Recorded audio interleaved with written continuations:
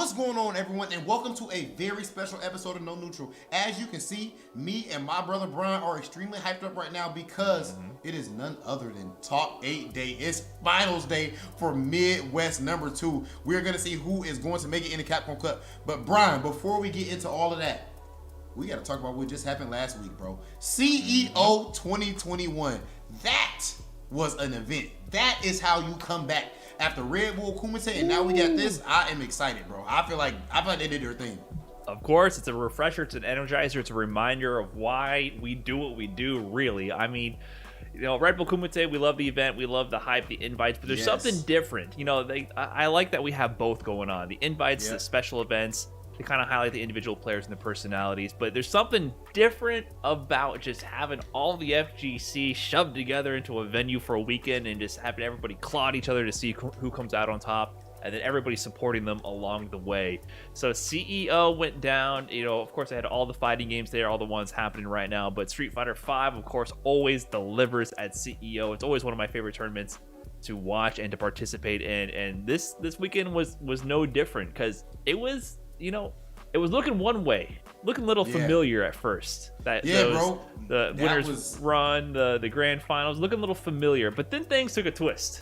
Bro, don't rush all the way to that, Brian. There's too much fire stuff that happened, okay? I know everybody wants to get to the heat, but, bro, okay, who do I want to start with? Chris G. Actually, we need to bring That's not surprising. No. You're surprising me by saying that. Because I did not know Chris G was active. That's why. He's not. I mean, what's Chris? You know what I'm saying? Is like Chris the G, Justin Wong. You know what I'm saying? Like he's just so good. He's so good that he doesn't have to be. He doesn't have to grind as much to be. Chris G is always the safe pick in any event to get top 8. When we talk a lot about the narrative of the new guys taking over. I think we need to make sure we give our credit and explain why some of these guys have their name like they have it. Because the OGs, bro, like the Chris G, even Chris T, you know, Chris T went off, bro. Like these guys at any given time, if they really want to, their neutral game is just so strong. Their fighting game understanding. Chris T's run in general, him versus Shine, bro, my heart dropped. That ending. The way he whiff punished, he used raw V-Trigger 2 activation to whiff punish Cody's, I believe, crouching medium kick or stand medium kick, and that sucked him in into the full activation, the V-Trigger 2 Cyclone, into the DP extension, into the super, into the pop-off.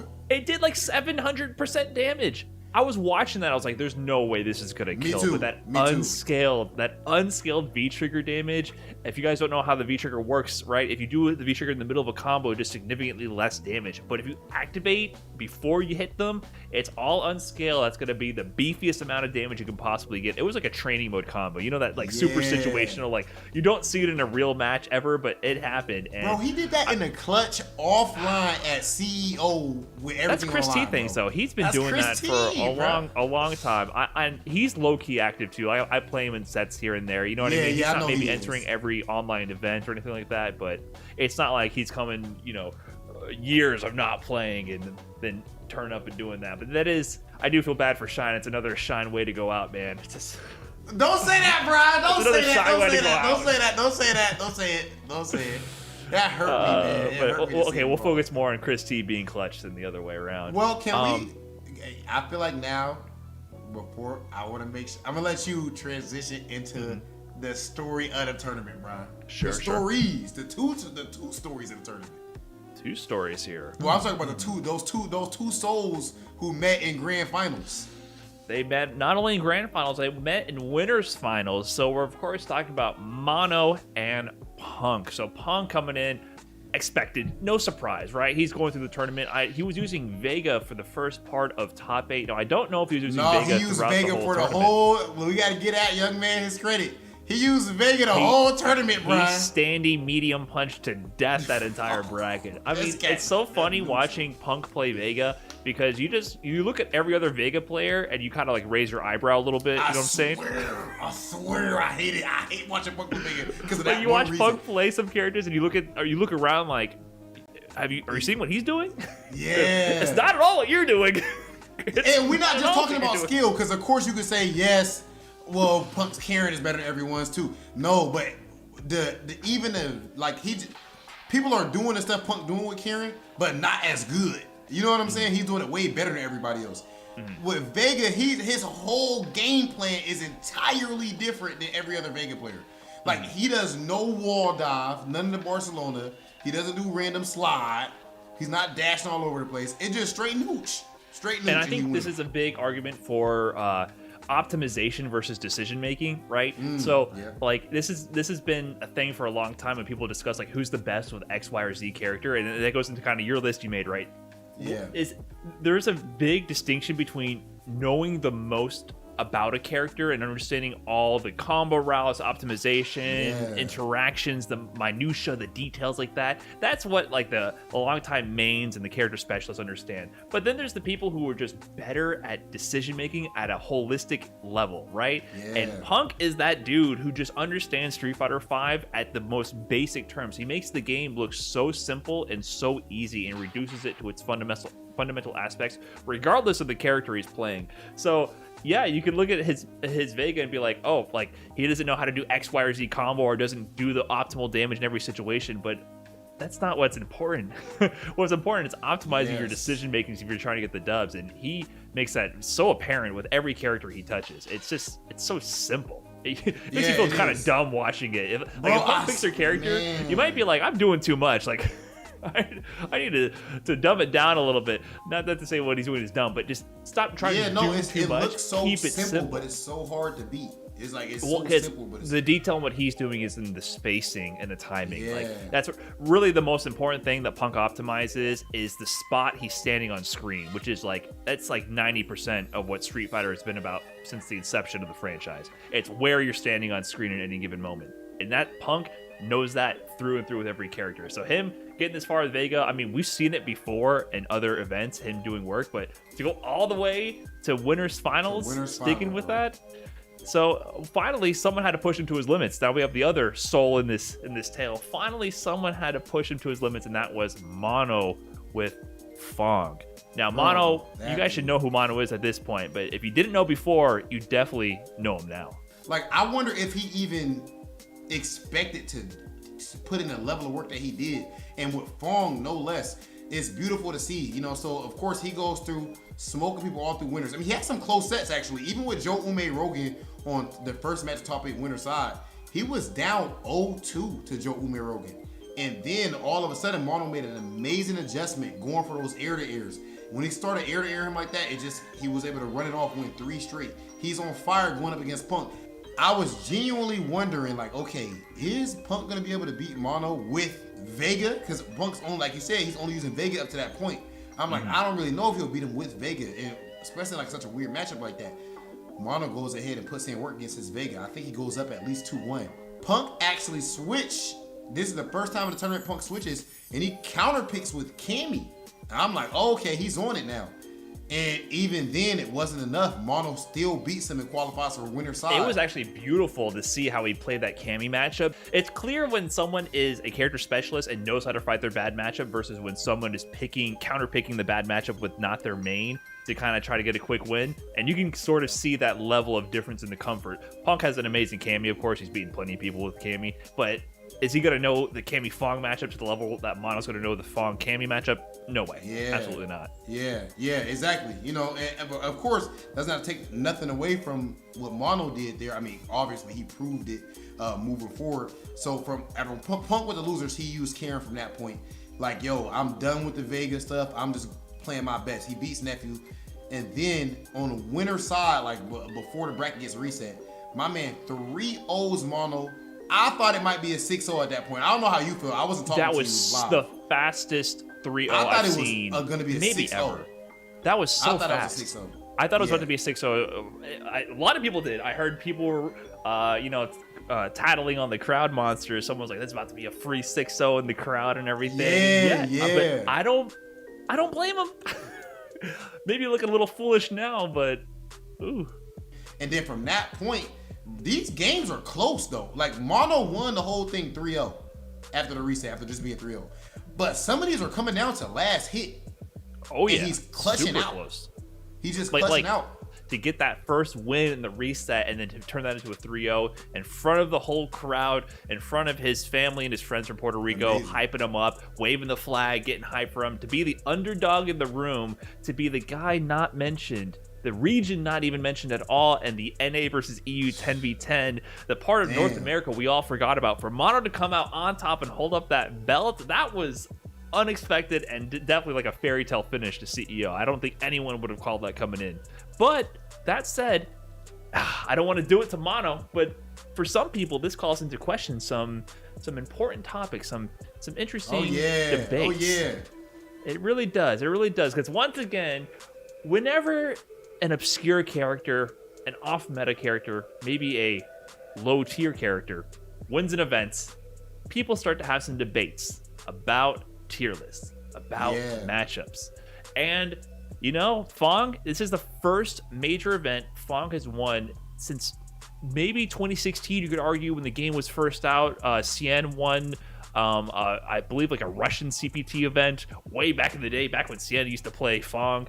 But since then, Fong has been kind of like that top 8 finisher that kind of wrenched in the bracket, but never really sealing the deal on a major event. But now he did. And people are saying, oh, is Fong low tier? But I'm here to say, does it matter? I feel like when it comes to judging Fang, like, yes, Karen, we just talked about, has 4 players in Capcom Cup. There's 4 Karen players in Capcom Cup. So, you know, that's 4 versus 0. So we know in general that Karen, not just off of that, but we know Karen is higher on the tier list, is widely accepted, than someone like Fong is. But there's a difference between tiers and matchups. And when it comes down to it, like that matchup there, for example, some people will say that Karen loses. I disagree. I think it's a 5-5 matchup. I think that's a matchup I got like the most experience in versus other Karens. But, you know, regardless of whatever your opinion may be, like, it's not like he loses that matchup regardless. He doesn't lose it. So because of that, it doesn't matter where he's at on the tier list. Problem X, we've recently seen using Alex going up against Karen, for example. And, you know, Karen, again, higher on the tier list than Alex, but I think that's a rough matchup for Karen this season. So I really think that when we have these debates or we just have these general talks or whatever in the FGC, that part is always swept under the rug to me, Brian, and I don't know why.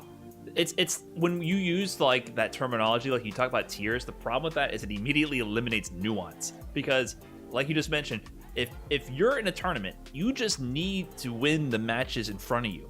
If you lose to literally every other character, like the character you main loses to everybody else, but you're playing a favorable matchup, it doesn't matter that you lose to the rest of the cast at all. You're trying to win that matchup. And I think people kind of lose sight of that characters are tools. They're a means to an end, really. And that's why I like the Problem X example, because I feel like he kind of embodies that mentality the best out of like most top players in Street Fighter V. He is always searching for the path of least resistance, for the favorable matchup, for whatever problem's being presented to him, right? Problem X, he's crunching the numbers. So it's also funny that we're using kind of Punk as the bar for this. If you can beat Punk, then you must be onto something. Right? Right. It just so happens that that's the recent. Yeah, it just so happens. If you can beat Punk, you must be doing something right. So Punk, that just speaks. He's to another skill. example of that. Actually, Punk himself, man. Like sometimes you'll see Punk use it up to you, like Vega. Of course, in CEO, that's different. Where you know he's just he was picking on us, just picking it for fun. Just being disrespectful and making us feel trash at the game. But even at Street Fighter League Grand Finals, though. He used Vega in a serious match for a lot of money, going up against Big Bird's Ken. He clearly must just have thought that that's just a good match. Yeah, path of least resistance. Vega's obviously a lower tier character compared to Karen, right? Like most characters are. But, you know, sometimes you just figure out what tool is best for both the play style of the opponent you're going against, the human element of it, and also the character matchup. So when people talk about Fong low tier, Fong can never win, Fong just has to win whatever matches are in the bracket. So if we go through the bracket, I was actually kind of asking around what are the bad matchups for Fong. And Mano's path to victory included Blarlad Abigail, Smug G, Nephew Colleen, Joe Umerogan Akuma, and then Punk with the Vega, Cammy, and Karen. So a lot of the bad matchups included, well, some people argue that Colleen was kind of bad, but a lot of these are not necessarily Vega's bad or Fong's bad matchups, except for Cammy. Cammy's the one who is like definitely the bad matchup is what people were agreeing on. Which I think was only one game against the Cammy. It was only one game against Punk's Cammy, but he, you know, like we mentioned before, how well is Punk gonna know Cammy Fong versus Mano's gonna know Fong Cammy, right? Yeah. So that said, you don't have to beat every person in the tournament to win.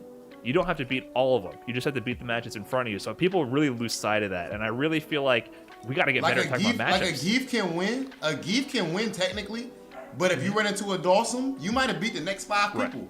But you ran into a Dawson, it's over with for you. Right. High tier characters have a higher they have higher odds of running into good matchups. So over time, higher tier characters, if you solo main a higher tier character, you're more likely to win more often than a low tier main. But and sometimes even if you lose less matchups, even if you don't lose like tons of matchups, like I don't know Fang's whole matchup spread, but hypothetically you lose to Cammy. Well, if Cammy is just very popular, maybe you only lose to that character. Right. But Cammy's just so popular that this season, okay, no, your character is gonna suck because you're gonna have to play Cammy. Exactly. The meta, like if your bad matchups are off meta picks or like other low tier characters which aren't as common, you're probably in a better spot even if you have a ton of losing matchups. I think Balrog's like that, right? Balrog's bad matchup would be like Fong. I kind of don't like the Fong matchup, but there's not many. To worry about, There's not many to worry about. And so if he does pop up, you're just gonna do accidental DP. Yeah, just accidental DP. Right. Also, Laura too. I don't like the Laura matchup. There's only one I got to worry about, so that's true. Maybe, as long as I run into him in grand finals, maybe I'll be okay. But yeah, so if your matchups that are bad are not in the meta, who cares? If you don't run into them, who cares? And I think we're just starting to see the maturity a little bit in the Street Fighter V scene, because I feel like for too long, and I'm preaching right now, but I'm not really practicing what I'm preaching. I feel like we should be counterpicking more than we do. That makes a lot more sense. Like Problem X is the guy I respect the most. I don't think it's easy to counterpick, but I think if you're really a professional at this craft, it makes sense. And I love seeing Problem X using Alex for specific matchups because no one or Honda. His Honda's a problem. I'm telling. I played his Honda in some casuals. Annoying. But he figures out what's going to work for the player in the matchup, and too many people focus on that low tier stigma. And also in Street Fighter V, every character can win. Like, everybody's viable. Even in the bad matchups, they're not like just so much worse than the top tier character that you can't even play. Yeah, I agree, bro. And with you even talking about all of this, like the character stuff in general and tier list, it makes me think about the brand new character in Street Fighter. Is it fair to say that he's gonna be the face of Street Fighter 6? Because that's what it seems like to me. Everything about him screams that, like the way that they're doing his story, his whole look. I don't know if you noticed, like I noticed that even on his default costume, when you look through all the colors, there's like a blue and yellow Capcom looking like blue and yellow patch that stays blue and yellow no matter what you do. You know, so it makes me think like, this guy is probably gonna be like the new. I mean, it's been heavily implied. He has a fireball in DP. He is kind of like an all-rounder character right now, and also the producers have pretty much explicitly told us he's going to have some level of significance. I guess they're leaving it up to us to extrapolate what that means. Some level of significance for the next iteration of Street Fighter, the next project. So we're being more or less told, in my opinion, that Luke is going to be at least relevant to the story-wise, but also I think mechanically relevant to the next iteration of Street Fighter, because I think Luke He's pretty interesting. He's a little different with his combos. I don't know if you've noticed the same. Yes. The system he has for the multi-level charge system for his specials is pretty intriguing to me, because Street Fighter V is different than previous versions of Street Fighter because of the buffer system, which makes timing your punishes and timing your combos a lot easier in this version of the game, because that's not really the focus. Generally, the focus is on your decision making and your neutral and things of that nature. But because of that, combos are usually kind of easy.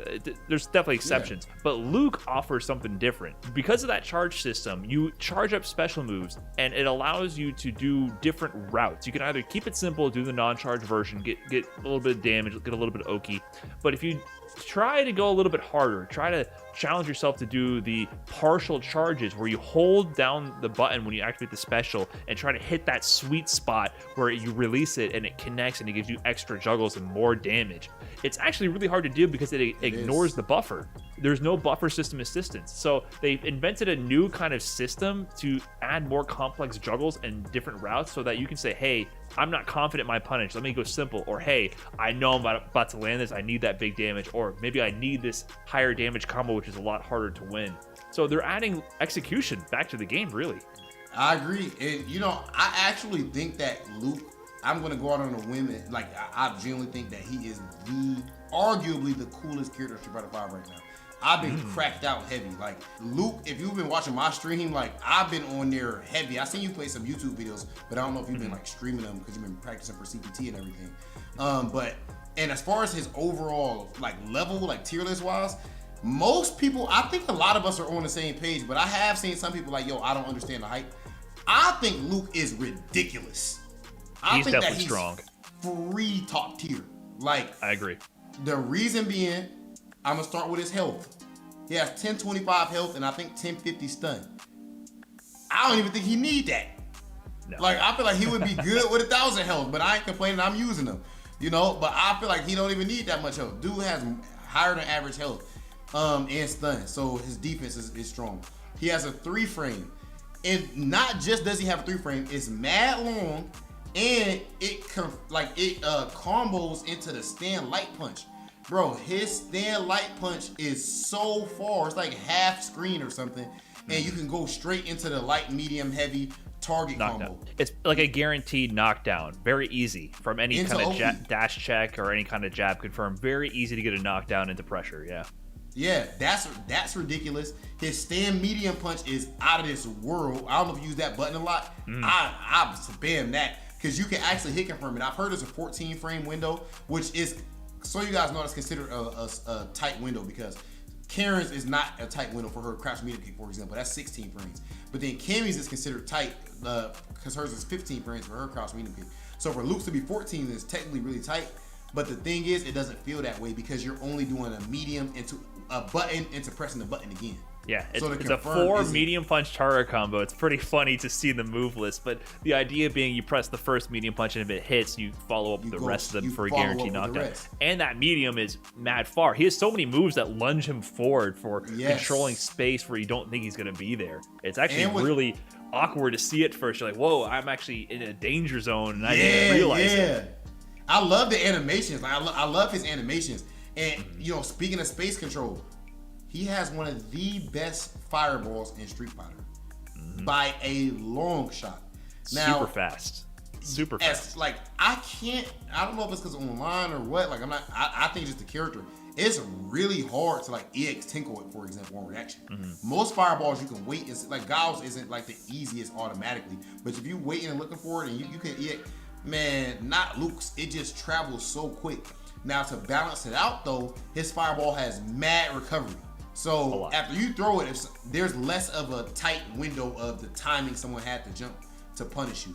But again, this natural sweat segue, speaking of jumps, his anti-airs are out of this world. Like, oh yeah, he has a dragon punch? Yes, he has dragon punches, but it's the fact that he has aerial invincibility on light, medium, and heavy dragon punches. On all of them. A lot of people only have it on medium. Yeah, they cover like different angles. Like there's not that huge of a difference. I feel like between the heavy one goes a lot further actually. So they all go light's like more vertical, medium goes further, and heavy goes the furthest. So he's able to cover more area. And then his V trigger one. Okay, I wonder where you stand. Before we get to the V trigger, hold on. Okay, you haven't even mentioned. He has a low forward confirm. Oh, you right, bro. Bro, you're missing like the basic. Low forward confirm, and he also do that to EX to mad damage. So first of all these amazing normals we talked about. On top of that, he can harass you with a crouching medium kick, which pins you down. You don't want to move away because you're gonna get popped like you're fighting Karen. It's like you got Balrog, Karen, and like Seth combined. I don't know. He has a lot of great qualities from a lot of characters. If you have V skill 1 with that low forward confirm, you're gonna die. And then on top of that, we haven't even got to like the degenerate stuff. Like he has season 2 Balrog tap almost as a motion. Oh, that is so cheap. Hint of that. Heavy he has knuckle, a full bro. screen loves heavy knuckle. It's -2 on a block, I believe, uncharged, but he can V skill to power it up and immediately get plus frames, or just naturally charge it at a distance and get to the level 2 version of it, which is also plus. But the charge happens pretty fast and it covers so much range that most of the time you can't even interrupt him. So he has all this solid fundamental base, sort of like footsie, confirms, and pressure, and on top of that, he can just swing his way in. And then you know the V triggers and all the sauce on top of that. So he has a lot of everything. Like his V skill 1, What is his? Oh yeah, his V skill 2 is the. So first I guess I'll talk about his V skill 2. I think his V skill 1 is way better personally, but Of course. like V skill 2 is like the thing that everyone got excited about with the summer reveal, where it's like when you do it, he beats throw, and it's like he parries a throw. And It's a throw parry rather than a physical parry. And yeah, and when he hits you, you can cancel into a special. But V skill 1, Brian talked about how like you got to charge up his specials. But with V skill 1, you don't have to charge up anymore. So all of a sudden, every single hit is 10 times more dangerous, and you don't need to charge up those amazing moves. But then get into his V triggers. I think both of his V triggers are sick. So far, I think V trigger 1 is even better. I like V-Trigger 1 just because it's kind of simple and gives him a little bit more utility, I feel like, because you get a few different extensions that aren't possible, like the standing medium kick to V-Trigger 1 Fireball Blast is pretty interesting. V-Trigger 1 is the Fireball extension. V-Trigger 2 is the Knuckle extension, right? You get to cancel your special moves into the other versions of the Heat Knuckle. Is it called Heat Knuckle? The Knuckle special moves. Knuckle, right. But what that gives him is huge damage. So it's kind of like a pick your option here. I think they're both strong. You know the thing with V-Trigger 1 though, bro? Like you can't. I remember Sean brought this up to me, and I was like, "Whoa!" But before I even tried it out, and I tried, and I said, "Whoa!" I see what you mean. He was like, "It's kind of like a full screen EX Zonk, but faster." Yeah. Well, you cannot react to his V-Trigger. Wouldn't you call it an EX Fireball? He doesn't get in after. No, well, I see what you're saying, but it does more damage than a regular EX Fireball. Right. He doesn't get next to like an EX Zonk on block. But yeah, I know what you're saying. It dominates the screen instantly. It's like the best. It's one of the best game-ending V-triggers. You know, a lot of times a lot of times, let's say I'm winning and somebody has low health, maybe I won't pop V-trigger. We won't pop V-trigger because we're gonna have V-reversal and V-shift instead. With his V-Trigger 1, it's worth considering at least actually popping V-Trigger. Because you control the space so much better, they have to respect it. Like, they might die. If they move forward for an instance, they might just die right there. And then if you do EX Fireball into it, you hit him with that, you get a lot of damage. You get low forward Fireball confirmed into V-Trigger.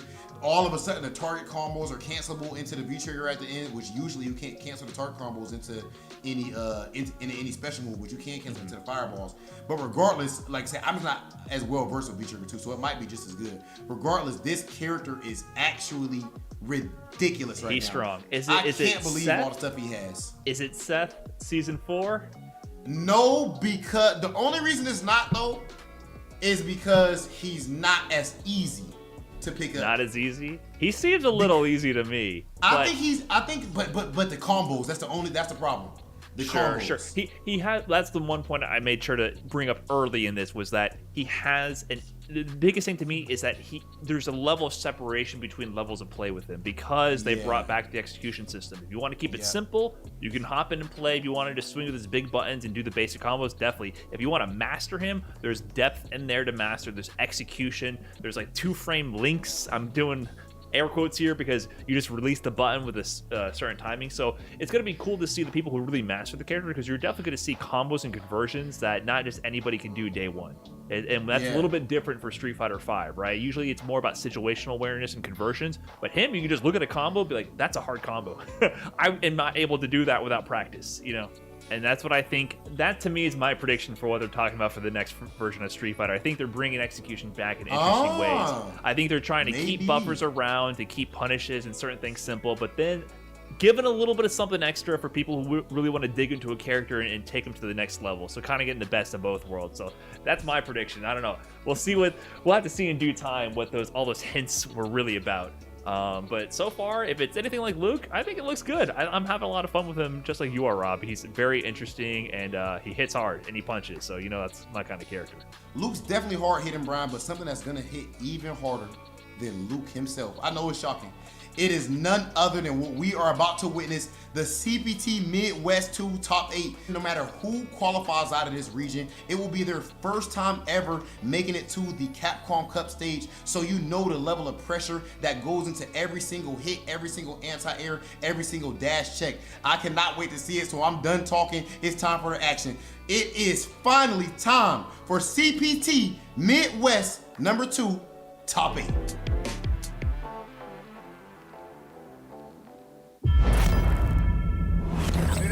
late to run off to mom now. These matches are going to be even more ridiculous. If you know anything about Street Fighter, you do not doubt the GOAT. My man is always hitting go. You thought I was playing? Oh, you're hella dead. The main event. Help me out, Nadeshko. And look how much it means to him. Wow. That's not over. Are you serious? My man is reading right now. My man is reading.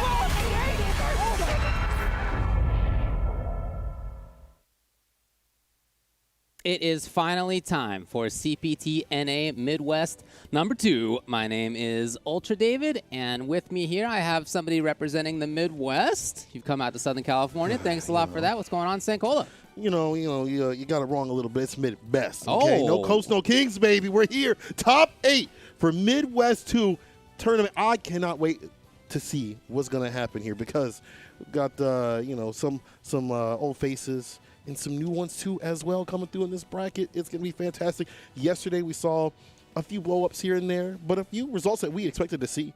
But either way, I'm just happy to see that the level of, tournament play out here in the Midwest sector, plus more, I guess it would be, has been fantastic. Like, it's definitely leveled up, and some of that heat comes from the fact that, you get a CPT, you get an option to play, you get an area, an arena to battle at, you're going to have people slugging out in these streets, so... I'll be honest, man. We have seen this before. Yeah. We have seen this top 8 before. Let's head in there and let me show you who's in this bracket. We've seen this before. We've been here. Let me tell you what the top 4 was like. CPT NA Midwest, number 1. Top 4 included Rob TV, Joey, Brian F, and Just Kid. What? Yes, it did. That was the top 4. Not necessarily in the order that it shows right there, but those were all the top 4, and they have all made it to winner's side top 8. Now, will they all end up in top 4? I don't know. We're going to have to see, but they all are at least top 5. So shout-outs to them on that consistency. That is incredible. On the loser side, Destructive versus Dual Kevin and Magnegro versus Safe. That's looking a little different. Some people that you would, if you've seen some of the local tournaments that we've discussed yesterday, you kind of expect Dual Kevin also coming through in the cut. Magnegro and Safe especially, and that Safe being the lone Canadian representative in this spot, representing the maple syrup people out there. All right.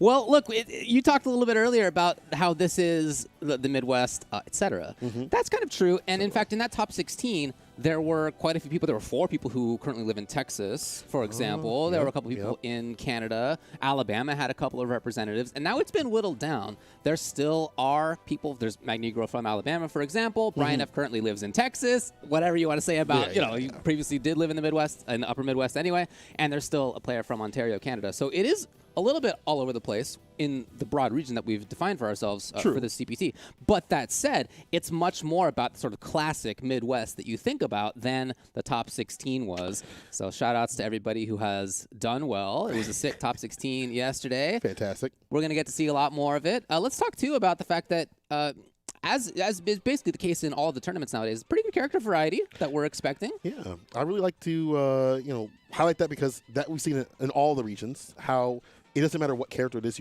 everything's a threat. Everybody's a threat out here. We've seen Mikas. We saw 3 Mikas. I thought a character that was supposed to be dead. She died. Shout out to certain people because, V-Ship was supposed to kill that character. But, we see some Mikas coming through. Jury. And we also see people playing multiple characters. Somebody like, Jessica playing Jury. Rashid still has the Seth on deck just in case. So it's not only the variety of the characters that are in these top 16s, top 8s, but also people picking multiple characters and having counter picks ready for even if their character wins that matchup, might be slightly annoying. So they have something on the deck that's like, I clearly want to win with this character, so I'll switch to this, or maybe I'm more comfortable just in this kind of setting. So lots of good options for you there. Let's talk as well about what's on the line. Obviously, you know that one of the things on the line is money. Let's talk about it. Top 4, $5,000. However, the other thing that's on the line is a berth in Capcom Cup. it's true. Capcom Cup, which is honestly not that far away. We're only a couple of months out from that. One of the players has already done it. Rob TV is already in there. So he's here for this money and, to get experience, of course. And for the rest of the players, they either need to win to qualify for Capcom Cup, or they need to get second specifically to Rob TV to qualify as well. that's still a tall order. It considering all the is. people It that is. are It's a there. tough But, one. It is. And it's funny, we were kind of discussing this before, like having Rob TV, come through in this bracket, even though he's qualified to get that experience, get that, that prize, perfectly allowed, Of course, and of they gave him a course. reason to do so. And heck, if I was him, I'd be doing it too. I get it. Quite a bit of money on the line, as we see right here. Also, in totality, the total prize pool over $200,000 for Capcom Cup in totality. So, a lot of money on the line for any of these regions, coming through. But again, Rob TV back in that top spot, trying to get one more. You can't qualify twice, Rob. You can't qualify twice. It's already been done. Yeah, it's already been done. So, you're out here. As he had said, he's like, he might dash up EXDP. He doesn't know. He might play a little more free, get a little more data. He's going to have to focus, though, because despite the fact that he is primed and, ready for his Capcom Cup, win or whatever he thinks he's going to get, he's still got to worry about the path in front of him right now, Joey, who sits as his first opponent and is not an easy person to play against. No, that's at all. absolutely right. Yeah. And in terms of character variety, I just want to point out that if you go to CapcomProTour.com and you click on the standings to see who has qualified so far, it will show a picture for everybody's character on there. Do you know what character Rob TV is listed under? It's got to be Karen, right? It's Guile. It says Guile. I just am the messenger. All right, Right. I didn't come up with We that. don't have But to correct that one. that's what it says. Anyway, it's obviously going to be Karen for Yeah. him. That's been the main for quite some time at this point. As far as Joey goes, still thinking about Mika. They both had tough paths to get here. They both took out a couple of strong players for sure. Rob TV beating Toy early on. Yeah. And then had to get through players including Hitman and Destructive. And for Joey, he had to beat players including Blanca Rolls, Sabo, and then Kendricks in order to make the top 8. Wow, he had a Mika team kill on that one. So, which is already kind of a wild feat to fight a mirror match with such a explosive, chaotic character that is Mika. Have to feel their pain. So, as you said, tough path for Rob TV. Some of the people that he plays with, some of the training partners and friends of his, having to do some team kills on his side. For Joey's side, just having to run the Mika pick against mirror matches, things like that. Who knows how to fight Blanca out here? On the real side of things. But to be honest though, Joey being the top spot does not surprise me. When he puts his mind to it, he's a very strong competitor. Just has to stay away from feeling down on himself. One of the things that, or just experimenting with other characters. I don't need to see the V-Trigger 2 Yuri. And Joey, don't do that, please. Don't do it to anybody. Nobody needs to see that. You didn't do it last TBT, thank God. Yeah. But sometimes you like to test things. Oh, and, get a little wild with it. But I would like to see him stick with the Mika pick. Have that confidence in that play. That's what you have to do when you're playing Mika. You have to have confidence in your ability to put somebody in the corner, mix them, make the magic happen.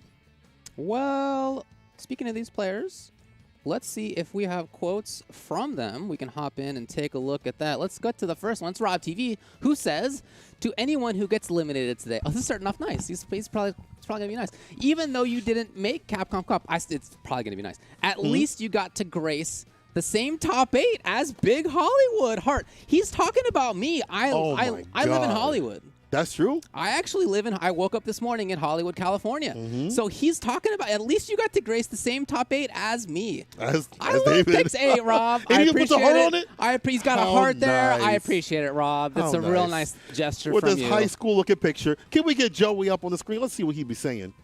Joey says, I refuse to let the man, the myth, the legend, Mr. Hollywood, gatekeep me. That's both of them are talking They're about. talking I about- can't they're really believe it. talking I about feel you. so nice. I'm just the commentator up here.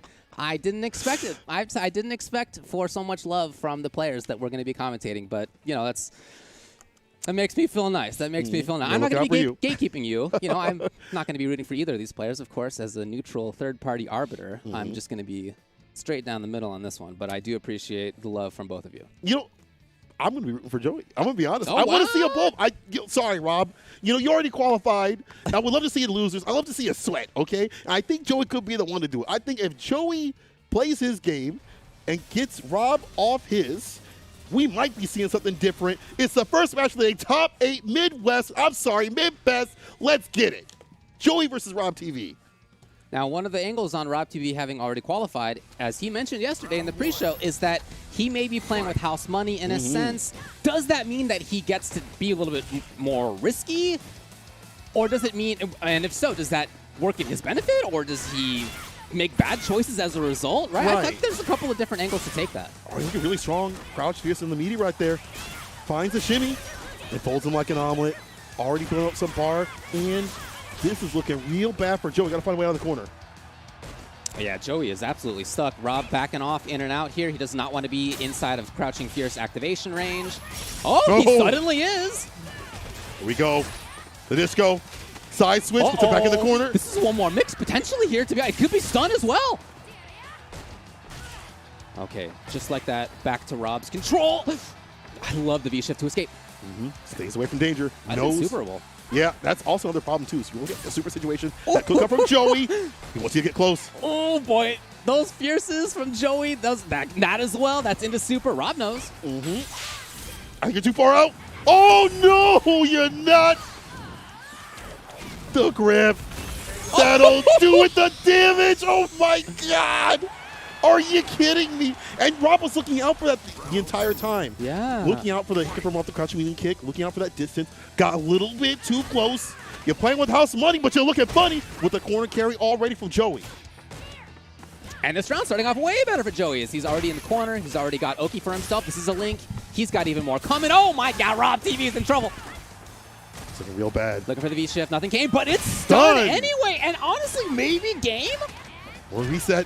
Looking real bad. EX? Oh, never mind. It's enough for Joey to take game number 1. Round 1. Look, he kind of had to steal that. Yeah. Round number 2 was not like that at all. That was him in control the entire time. Ooh, Rob, what's going on, my brother? I love it. I love seeing people being like, all right. Your cackle. Rob is like, he's like the top spot out here in the Midwest, but let me come through. Let me get studies and prepared. That's what we're seeing right here. Joey working at 9 to 5 plus overtime. Rob got to turn up my volume. This dude cannot let, someone like Joey get the momentum. Let's get the crush, though. By the way, the stage is beautiful. The Street Fighter Duel stage, fantastic place to get pieced up on. Shouts to them. Put this on. Stealing turns like that is not easy against Rob, but we've actually seen Joey do it a couple of times with dashes in. Just go off the distance, big jump on the heavy kick, and that'll do it. I like that. That would have caught any sort of backdash, so I like him using that jumping option. Good stuff from Rob TV to steal it back. And we talked about this yesterday, about how Karen has so many good tools to just deny the neutral approach from Mika. That's why we have to see Joey steal turns and things like that. Put a little bit of risk to find some reward. Wow. Yeah, he's found some good moments for himself, but here's Rob walking up. Wake up! No, Rob was ready! No, sir. Not me. Not a second time. Rob Frisinha, the Rob TV special with a side of fries. Yeah, I mean, at that point, Joey didn't really have the resources. That wake-up super, it's going to work sometimes. It's not going to work others. Just a risk that you take. I get it. I understand that. But Makes Rob sense. happened to have thought ahead in that case. And now evening out the score. I want to see more. I like this from Joey, but it's just the risk that you have to put on with this character in the neutral does not benefit. And you see that he's trying to take these turns back or put these surprise elements, but Rob's ready. And part of that's because they played so much. I believe you have some stats on that, right? I do have some stats on that, in fact, yeah. And in their overall win-loss, it's Rob TV 75% of the time the victor. 2-0 over Joey at EVO Online, for example, and up on him a lot in locals as well. Disco to cover the approach. Gets him out of the corner, though. This is not so good for Joey. Back to neutral. Not where you want to be. Back to mid-screen, I should say. Slowly, Rob finding his way in. Oh, no! Rob surely will punish well. You see Rob? But as you've been talking about, the risk that you have to get through as Mika in order to get in, I mean, it's obvious, right? Like, Rob TV, with his great reactions, his great footsies, fundamentals, that kind of stuff, and his character's tools, he's really controlling a lot of this. It's these dashes just like this that Joey gets started on. Here's a back, though. This is good for Rob TV. Again, getting outside that distance. Tries to walk back, but flip back in the corner. The command grab. Ooh. Well, no. The XDP has to come through from Rob TV. And the sweep off the feet, I like that. Don't cancel just yet. Wait for the all-block situation. There it is. Exactly. Same idea for Joey. He's got the long one. It's coming in. No cancel from Rob. Plus frames for Joey a couple of times. Careful with these drop kicks. We've seen Rob getting that distance to check that immediately before he even comes out with the medium punch. Or check the walk back to the crouch medium kick. Once the rest of the records. Okay, remember that -4 stand medium kick. Rob TV's not going to be pressing that button. Run! Run! He did, but he was at range. Oh, okay. my God. Just inside the distance, that standing medium punch has been doing a lot of work in this matchup, whether it is to interact before the drop kick comes through, or just to stuff the buttons of Joey. And we've seen him not be able to check all the dashes. What better way to not have to worry about the dashes if you're right side of that distance, stand medium punch, stand medium punch. If they dash back or walk back, crouching medium kick will catch. It's just hard for Joey to be like as active in that neutral game, as dangerous certainly in that neutral game. That said, he's got the knockdown for himself yet again. One of the benefits of Karen, not having to use V-bar for V-trigger in terms of making the comeback. Oh, yeah. They do it just fine on their own. That's the punish, of course, on the splash. Staying dry is Rob TV. Yeah, he's going to react. He's going to see that. Joey out of the corner. Not yet. They're on trigger. The dash in. Again, these dash-ins, when they're at the distance, hard for him to check.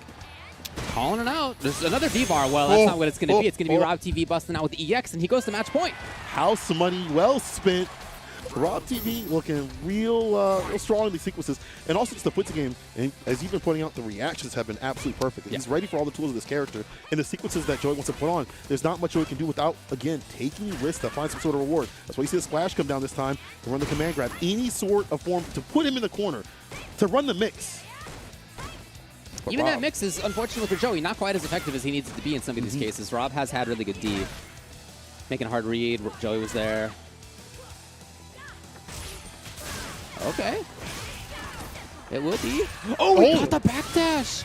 Rob's out of there again. Another reset. EX addition. Sweep up. Or not sweep. Off the feet just yet, but the activation. Some of that bar. Here's the dish go. Checks him coming in. The EX connects. There we go. Joey staving off set point for just a little bit longer. Yeah, looking good. Force the situation. And when he was there, that time his mix did pay off. Yeah. Scramble situation also, too. So I feel like Joey, as a Mika player, benefits from in the first place. He'll live in the scramble. We've seen that sequence. Dash up, crouching jab, command grab. It's been there a few times. Joey. Oh! He waited the perfect amount of time. He was there. EX. That'll do the perfect. Another perfect on Rob TV. Hold on now. This ain't over. I know a lot of us prophesize the demise of whoever came in Rob TV's path, especially after the dominance that we saw in Midwest 1. But it's not done. Especially not here. It's not over. Could Joey be the first person to send Rob into losers? Man, this is I can't call this one. I don't know. It's very close, and especially in some of these rounds, they're, as you can see, really back and forth. I mean, Joey having had 2 perfects already. He's getting a read of momentum. Right, but okay, this time, Rob is definitely catching on to that pattern. Not allowing the dash. He's got his own offense as a result. Wow. The gutsy jump. Let's go. Gonna worry about that. Well, okay, Joey gets knocked down. Joey's with the oppression. Heavy kick, no activation just yet. Yeah, I like that. Save the bar for the reversal. That's perfectly fine. Back to mid-screen. Yeah, but this neutral game, this mid-screen neutral game has been pretty successful for Rob. Okay, maybe not there. This is Rob just using the V-shift just to get some space. Oh, yeah. The danger from both. Okay. Joey. What's happening there with jump back short? Or is that supposed to be command grab and he's getting an up? I don't know. Not sure. Mistakes may cost him. EXCP, he risks it all. In the medium kick to do it. I like that closer button right there from Rob TV, just poking away, especially when there's no super in play, that you don't have to worry about that getting got. Now Rob again on set point, but checks the dash, he may not pass. Joey again running the command grab. Oh, we're going to see another perfect KO. Baits it out. Easy bait oven. It's already looking pretty rough for Rob. Oh, Joey knew it. He knew you were going up there. The question is, what's coming on this one last reset? This time checked after the crouching jab. Ooh, great understanding, great mix-up, and in part because of that, it's Joey sending it to the very final round. Match point now for both. One of these players makes winners finals. What a bump this would be with the first match of the day. Oh, my God. Joey playing out here. He gaming, but here we go. Rob TV trying to get in with the crouching medium kick again. Finds to confirm that time a counter hit situation. -2. I like that. On that -2 situation, go for the command grab. Get the side switch, too. Yeah. Some space. And there was no V-shift to worry about on Rob's side either. Yeah, V-Bar Spent, eliminate those defensive tools. What's you have to worry about? Okay, it's the delay. He's going to take the opportunity to get cornered, but he's too early on the grab, and now Rob has the corner. What a challenge. And not the finale just yet. Just use that one hit confirm to seal it. They both There knew. it is, the check on the dash. EX Resenha for the finish. Rob TV in the final game, final round pulls it out. But I'll tell you one thing, that was not free. Joey made this man bleed. Definitely, yeah. To go down to that bleed. very, very final round is impressive, but impressive is not what Joey's going to care about in that situation. Oh, yeah, right? He doesn't yeah, want to yeah. look cool. He wants What's to the get that W, of course. Yeah, didn't quite work out for him, but you could really see how close that was. I think. Well, anyway, we'll see how he continues. Of course, he's only sent to losers. He's not out of the tournament yet. That's true. That's true. Rob TV continues to move on, as you said. Nobody's beaten him in the CPT Midwests yet. Yeah. But man, oh man, it's just those dashes that were so good about Joey. The timing started getting better and better. Hit confirms and starting to read Rob TV's rhythm and disrupt it, which is not an easy thing to do against a Karen player. Against Karen just in general. Yeah. All those tools just to check that character. You have to worry about the defensive EX Resenha, DPs and things like that, V-shifts, V-reversals and all that good stuff. But Rob pulls it back from the brink, seals it. Man, that Resenha was so dirty. That's the throw bait that you don't need to do, but Rob, definitely a trademark of his. So him moving on to winners, but not for nothing. Wasn't free. So again, if you're watching this and you're in the top 8 spot, just know that this man can bleed. He can bleed. That dash forward. Look, to be fair to Joey, he had gotten a lot of dash forward and the crouching jabs, even dash forward command grab a couple of times. So I get going for it there, but Rob had scouted it. And again, he's in winners finals. So, all right, we've seen one of our winners side in this top 8. Lots of history between those two. And then we're going to go down to the next one where there is also a lot of history between Equinox, Brian F., and Just Kid. A father and son match. Yeah. As they would say. Yeah. I can't wait to see what Brian F. has to say to his son.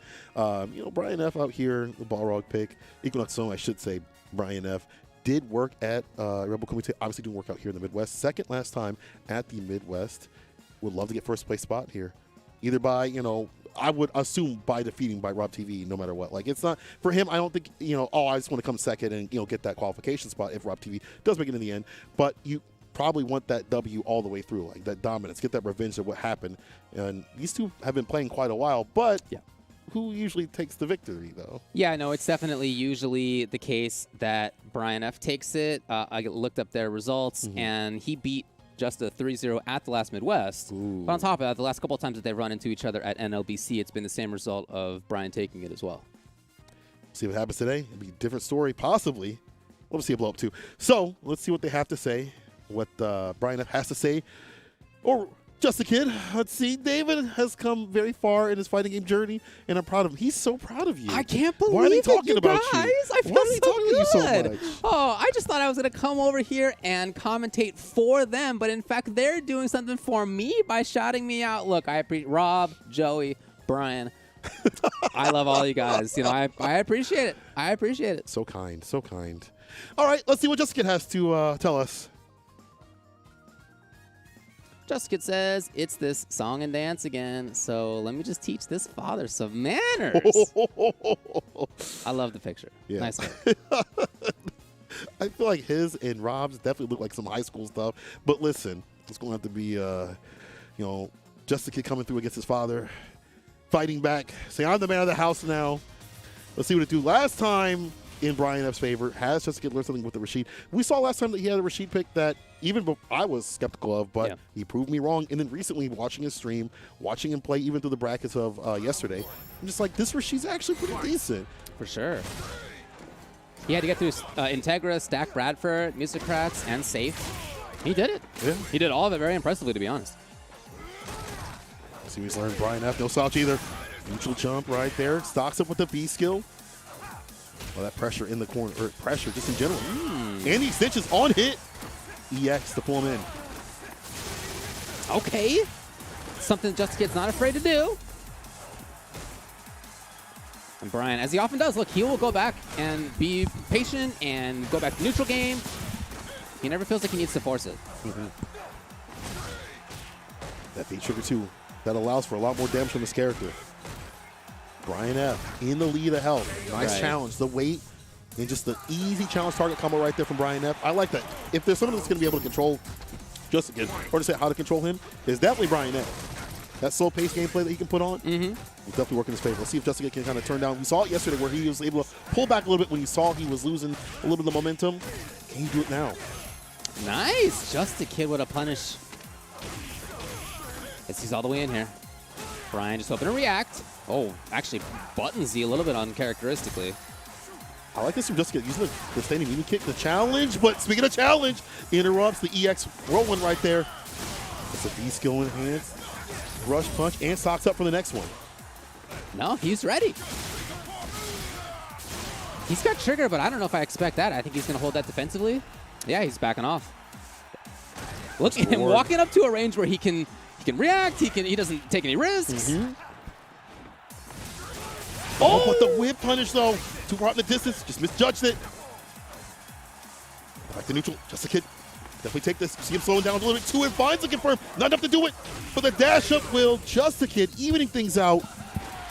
It's kind of fun. You see Just a Kid just playing to their rhythm. Usually, maybe not the best way to play when you fight someone in their own rhythm. But that's actually helping Just a Kid to calm down and catching Brian off bar a little bit.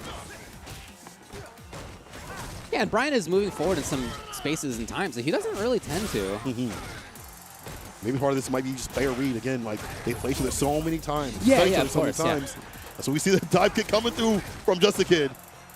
Playing against that medium punch anti-air that Brian will love to use. Lucky for Brian, he's out of there. Yeah. Right back to the middle of that ring. Take a step with the EX dash straight.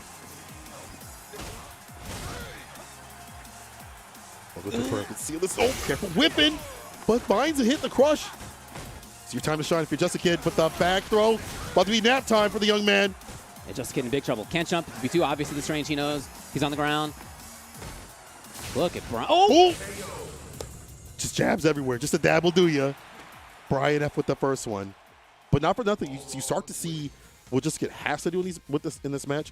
Outside the distance with the dash punches, find a punish, get going in the corner situations. But Brian up on the reverse is so good about getting out of the corner and stopping any of these pressure sequences. If he sees the yellow flash, he knows the EX is coming. He interrupts it. Doesn't have to deal with what comes next. So Brian F's defense is fantastic. Stays solid. Doesn't want to get robbed by Rashid.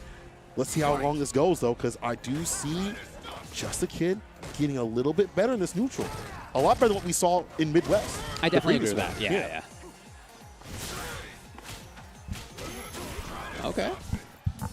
Brian walking forward just a little bit, but as you can see, he often, in this match too, I mean, he's not overcommitting right now, that's for sure. Wow, that was really sick. Counter hit, almost done. Socks up the V-skill right in front of the face and gets it done. Brian F has chosen the right times to V-skill. And I would, if I'm Just a Kid, I would like to put the threat of doing that on the deck. Like, you cannot do this. We've seen it a few times raw in the neutral, and I want Just a Kid to stay close enough where that is not going to pose a threat. But then again, Brian's been really good about getting these knockdowns and then going for it instead of Oki. Like right there. So I like the dash up. The idea, though. I like the idea. Okay, out of there was Just a Kid. Here's the activation. Brian, no bar yet on V. Here it is. Face in front, goes for the throw. You'll definitely take the heavier Brian, but you can't take too much more. Stun! The Eagle Spike. All right, we haven't seen Brian need to make a big comeback yet in this set. He's in that space now. Well, can definitely do that, but maybe not this round. Sure, I mean, he's got to hold on to that red bar. Nice. Just a Kid with a little bit of harassment, a little bit of a turn steal. Beautiful non-committal button, too. Like the crouching light kick right there. Easy to throw out. Still really strong, even though the nerfs have happened, seasons ago.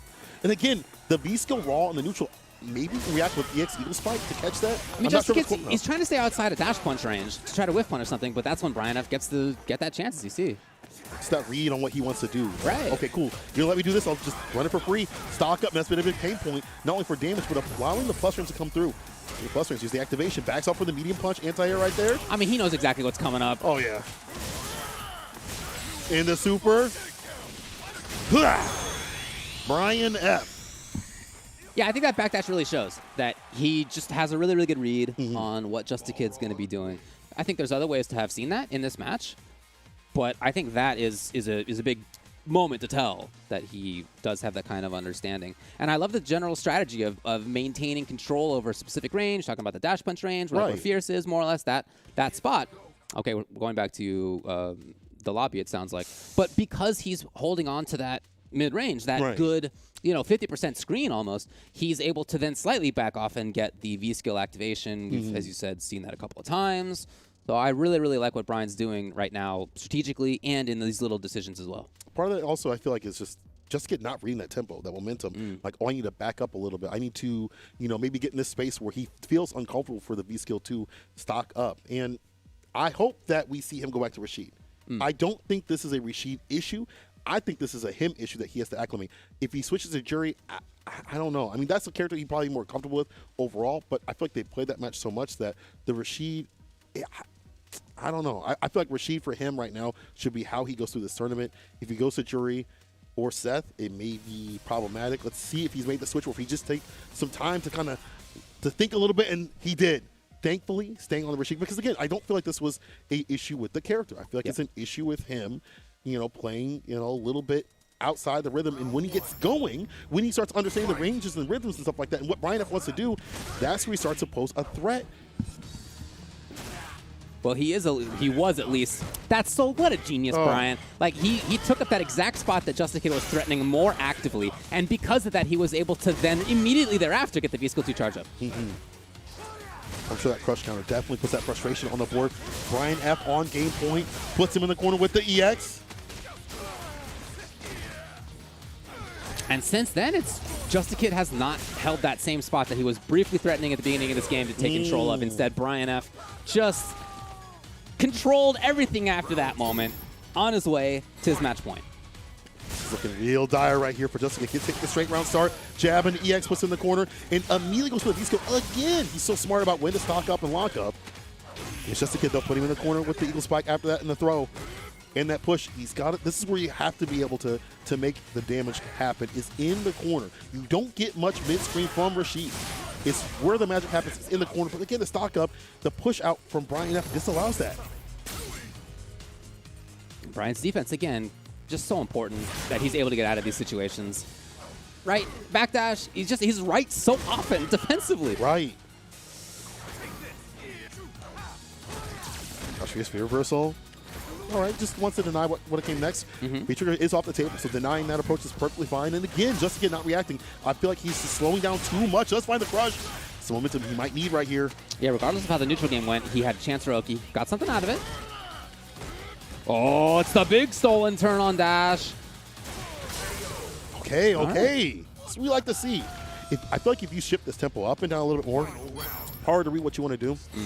And harder for Brian F to say, I feel comfortable in these ranges. The V-skill 2 ranges, or even the dash punches and stuff like that. We've already seen Just a Kid whip punch that before. Just has to be a little bit better in reading when Brian F wants to come through. Got hit twice. Straight again. That's not looking nice.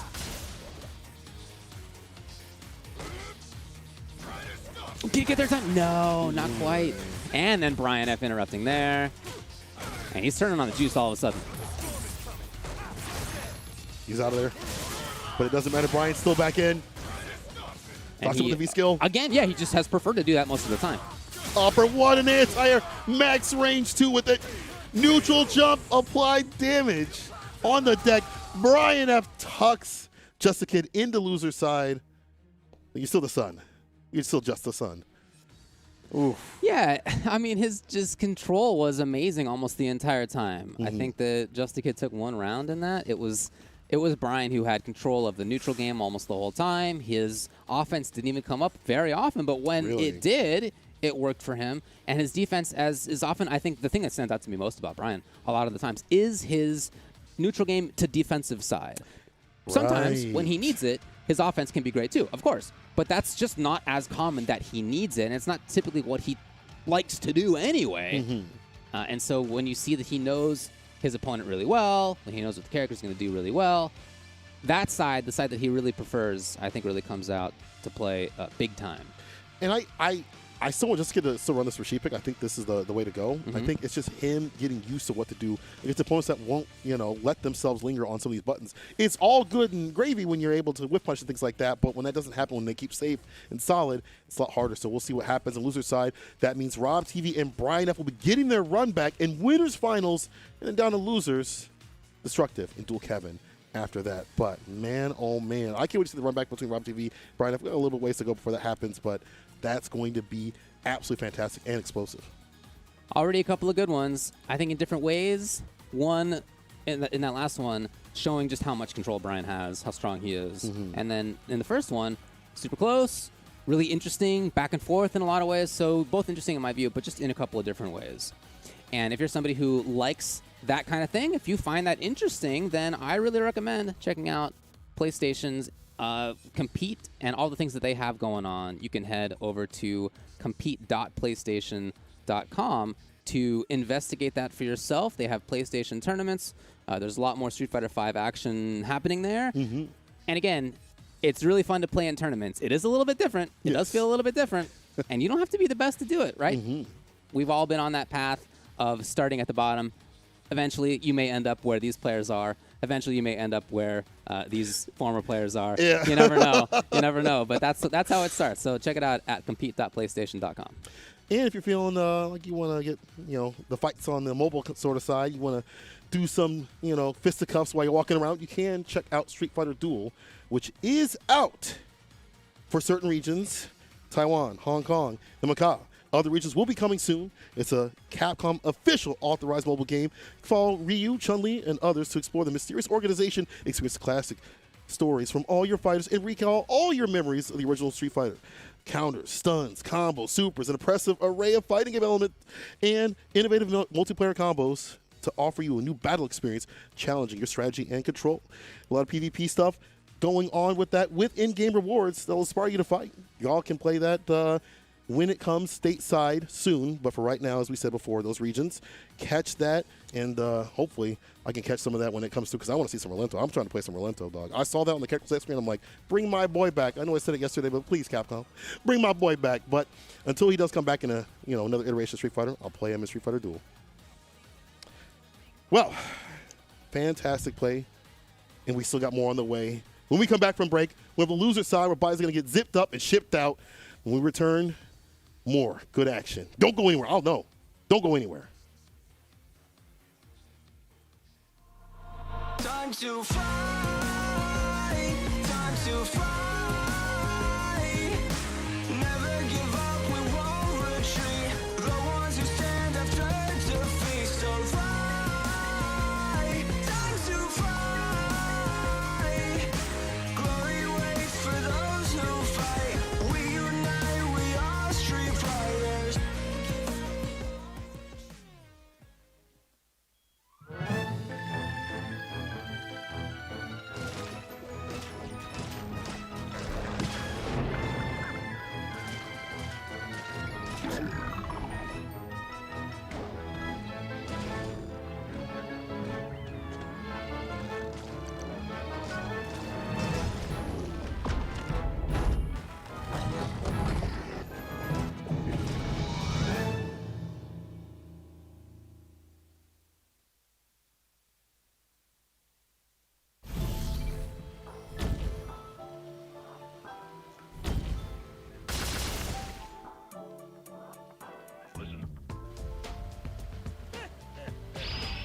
I guess it's time to start warming up.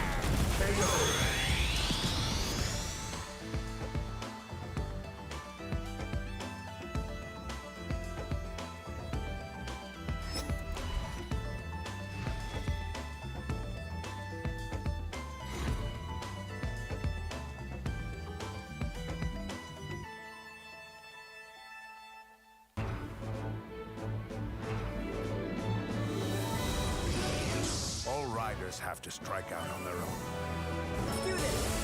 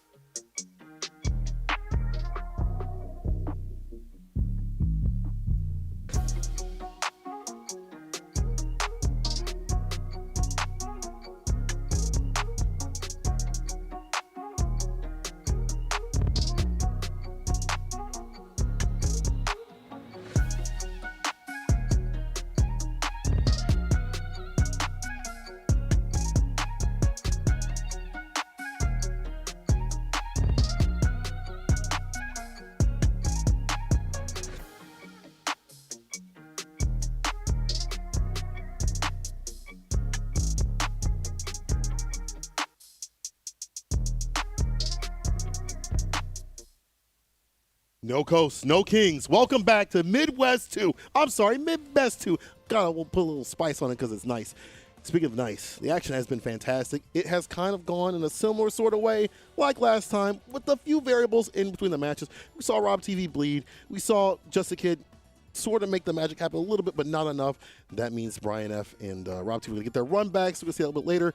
But until then, my name is Cole. I'm joined with Coach David. How are you feeling about what's coming up next on the board? I'm excited for it. Yeah, as you said, the first matches that we saw were a bit of a set of repeats, more or less. Yeah. Rob had to play Dat Bit last time. It's a different matchup there, but otherwise, kind of the same result. All right, well, let's go down to the loser side to remind you what we're going to see. We're going to start off with Destructive versus Dual Kevin. They are here because Destructive lost to Rob TV. Dual Kevin lost to Safe. Man, Destructive. Both of them 13th place, by the way, at last Midwest. Really? Yeah. Okay. Well, So a lot both of higher them now. moving on from where they were last time. That's good. That's good. But they want to continue. Man, Destructive is a man of clutch. He is a man of, there's no way you're going to make this comeback. And it's happened multiple times. NLBC, close the distance and stuff like that.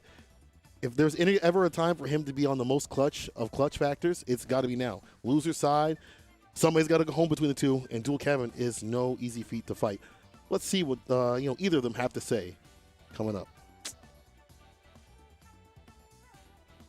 All right, Kevin says, always a tough opponent to fight, but I'm looking forward to the challenge. Nice. All I right. appreciate that. Nice and easy, a little bit calm, for a Urian player, a little bit, chilled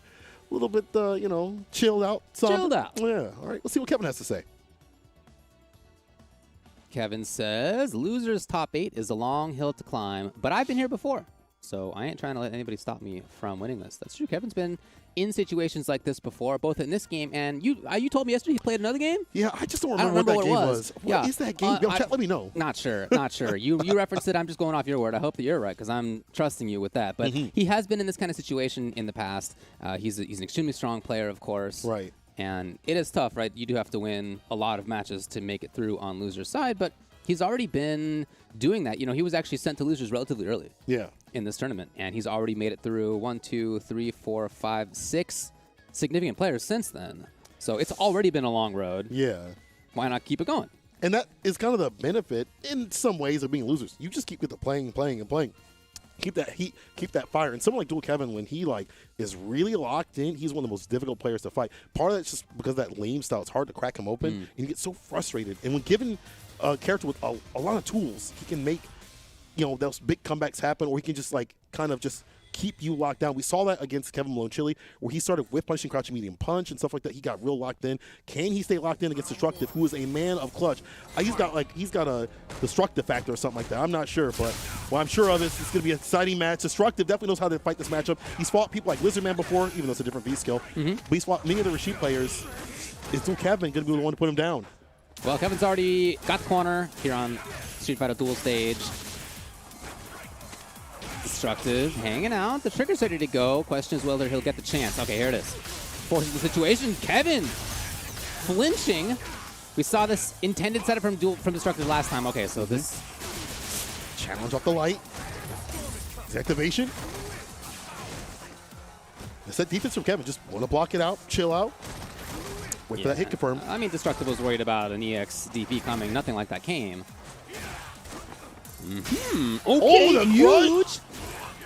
Oh, it is enough. It is enough. Clutch. The timing for that Fierce to come through was just enough to find that final hit and seal it.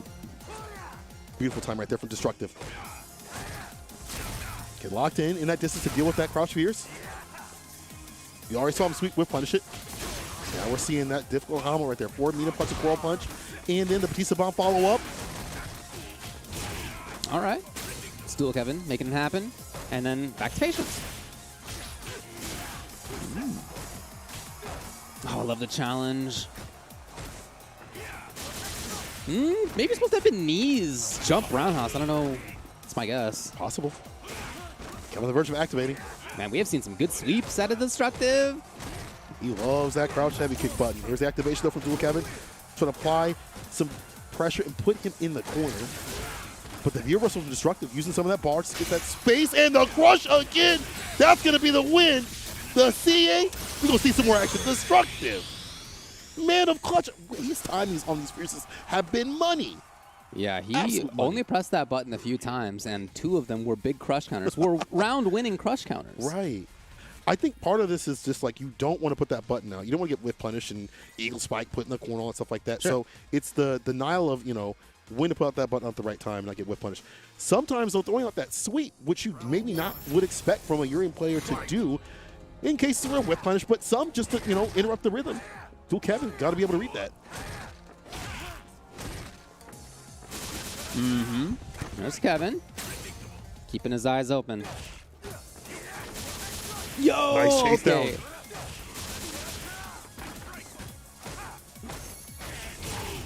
Great confirm. Coast to coast for Kevin. Crouch twist in the V skill. Heavy make sure it should be the sun. Yes, sir. One more mix up this will get it done. Yeah, saving that bar. Yeah, grab will be enough as well. Okay. And we see that so many times, the jab right there, just to wait and bait out the EXDP because it's so slow. There you go, Kev. Kev now swinging that crouch fierce once again, getting more comfortable in the neutral. It's really been a footsies battles for Destructive. Well, that one didn't quite work out, but most of this has been about his fierces, his sweeps, occasionally his crouching medium kicks, that kind of stuff. I'm gonna give credit. Okay, forcing the issue. I give credit to Kev to be able to deal with the knee drops, things like that, and the escape options. We've seen Destructive multiple times throughout this bracket, but he's been really good about checking that and having something ready. But the check right there on the V skill on Destructive side. Yeah, and right back to this neutral battle. Again, forcing the issue. Here it is from Kevin. Counter hit combo. Nice punish. Yeah, right in there. However, this is going to give Destructive trigger, and it comes into play immediately. Let's see where he goes. He loves his setup. Okay, great block. Seen that similar thing before. Stay solid. Again, blocking it out, but still, so buy one, get one free. There's another mirror in play. Hold the trade. Kevin, put him in the corner. And going for the throw, saves the meter and steals that round. Oh my gosh. Whew. What a block by Kevin on that Aegis mix-up. I can think of a couple of games where that kind of skill would be handy to be able to block like left-right mix-ups really fast. Yeah, to be able just to on reaction or deal with by that. prediction either way. Yeah. Like that would, in some games out there, that could be really handy. Wonder what that could be. But I do not wonder, because of that, skill, I don't wonder why he blocked that. I mean, having that ability is super strong to deal with the Aegis mix-ups right there and stay solid. Kev, he said he's been here before. Not sure where, but I mean, he's been here. Yeah. Make the magic happen. Oh, the whip punch against the medium kick. Not even the coral kick, the medium kick that Destructive was poking with. Yeah, really good timing by Kevin. However, it's knocked down for Destructive. Kevin's out of there. Lots of little back and forths here for Destructive, but you can sense he's getting a little bit timid about some of these ranges. Well, that's what they're chucking the Beast right there. Now I got the trade, but still. But Destructive is breaking down just a little bit more. This is where the character really suffers. In the corner, we already saw what happens. Oh my God, one touch, and again, the weight and the easy bait of him. That's the second time Destructive, low on help, to try to steal back that momentum with the EXDP, but Kevin's ready. I'd love to see a little bit more forward movement from Destructive. I know it's not easy, but as this goes on, I feel like there's more control out of Kevin's side. Okay, well, Destructive, that's one way to interrupt, certainly. If you feel like there's more control on your opponent's side, that's one way to put a monkey wrench in there. And so with that early in the round, too. I like to see that earlier rather than later, rather when you're low on health. It's the last decision to make. Lay right there from Kevin to get the throw, too, as well. Yeah, Kevin right back in there right away. Destructive hanging on to his V-meter. Find a way out. Headbutt, yeah, get some distance with it. One good block, or 2 blocks, I should say, might give Destructive the V-bar necessary for Aegis or that throw. That's going to be enough for sure. Did he catch something? No! Oh, wait! Is this man the man of clutch? Never mind. Till Kevin stays fine, he's out of it with the X. Clears are gone. Kevin, Oh. it's not enough. What a timing on Destructive side. He needs more too. Oh, just commit to the target combo. That would have did it. Kevin. Sometimes when you hit the opponent, it's worst case scenario. You know, that's one thing about fighting games. Sometimes hitting the opponent is worst case scenario. If that had been a block instead, the grab that he went for Would have worked. Yeah, maybe it would have been tacked right. Who knows? But he wouldn't have been punished for what he tried. Yeah. And sometimes that happens. Shoutouts to Kevin and his defense looking good. But as I've said, I think that as this goes on, I see more strength from Kevin in the neutral game as well. Confidence, you know, Yeah. like, again, just, he's been here before. I guess he's been here, there, everywhere. I don't know where he's been. But you see that he is so confident in the neutral, confident. And it's a matchup already that Rashid feels confident in the first place. You know, his buttons, able to check a lot of what Urian wants to do, put him in the corner. So you can't be whiffing things. We already saw him whiff punish the standing medium kick from Urian, which is ridiculous. That takes quite a bit of work. So Kevin locked in. We might see a lock in, though, from Destructive with the Zeku, though. He does have that secondary character. He's played against Kevin before, and I like his strategy using Old, which is similar to what other, you know, top-level Zeku players do, you know, Infectious and stuff like that. Is it strong enough for a top 8? We'll see. No, never mind. Back to the Urian. He's got to ride or die with it. This is game point for Kev. Did he make any changes? Or maybe he was just thinking about them. He's just thinking about it. Yeah. Nothing new. I don't think we've seen a V-skill either way, to be honest. Kevin probably stepped out. He's in that distance where B-skill kick would have been an easy punish. Oh, absolutely, yeah. I mean, even now, Kevin continues to control that battle. The footsies battle right there. Oh, and he did happen to get corner control even still. He backs up in that range to make it nice and easy to get that punish, too. For the knee drop. Not even have to guess if it's going to reach too far out. Whew. Stepping his way out just a little bit. There's Destructive. Can't jump. You know Kevin's looking for the anti-air. EX for the plus frames. Still hold the throw. Sun's rising. The challenge, though. The distance with the head drop. Right. Kevin is just ready for this. Okay. Maybe the beginning of things here for Destructive. He's got the corner at least. Oh, that trade has not been in his favor. And then again. he knew. He knew. How many times have we seen that too far? That is a classic right there. Bust out when you have low health. So easy to bait. Kevin ain't going to wait because now he's on set point. And Kevin with this dominance in the neutral, this confidence in the neutral, interrupts the EX chariot tackle right there with the medium kick. One of his better, one of the buttons that he is addicted to. We've seen him use a lot. I mean, it's super good.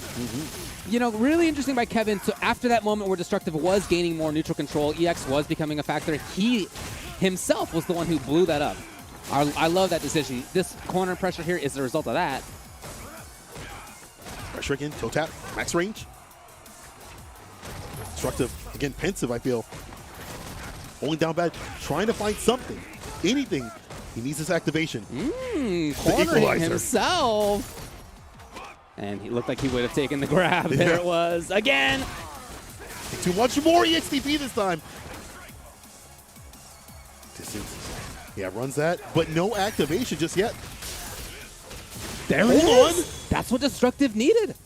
He is a round away from tying this up. It has felt like it's more and more Kevin's control because Destructive took the first one. But if he wins one more round, we're even. Some of this equalizer just having V-Trigger, having the right reads on V-Trigger. Before, you know, the mixes didn't really come through, but now Destructive putting a little bit more aggression on it. Make it harder for Dual Kevin to block. You do see more activity here. More walking forward, yes, from Destructive. It's a The confidence. EX was a big part of this too. Sort of well down to the corner. There's the throw. Back against the wall. Yeah, at least even on block, honestly, that thing moves you out pretty far. confirm off the medium kick. Mixer, not gonna spin a super just yet. Once that one-touch situation, one-hit situation. Destructive may not allow that to happen. Oh, he can get one way. Honestly, either way, Oh, one the mix up. crush. Kevin, got it. Got it. He is going to be moving on in loser's side. He's been here before. He told you. He's been here before. He's not going to let anything stop his path at all. As he had said, even a man like Destructive, who is the definition of some sort of clutch, who has shown us throughout the brackets and other tournaments, stuff like that too, wasn't enough to take down Dual Kevin.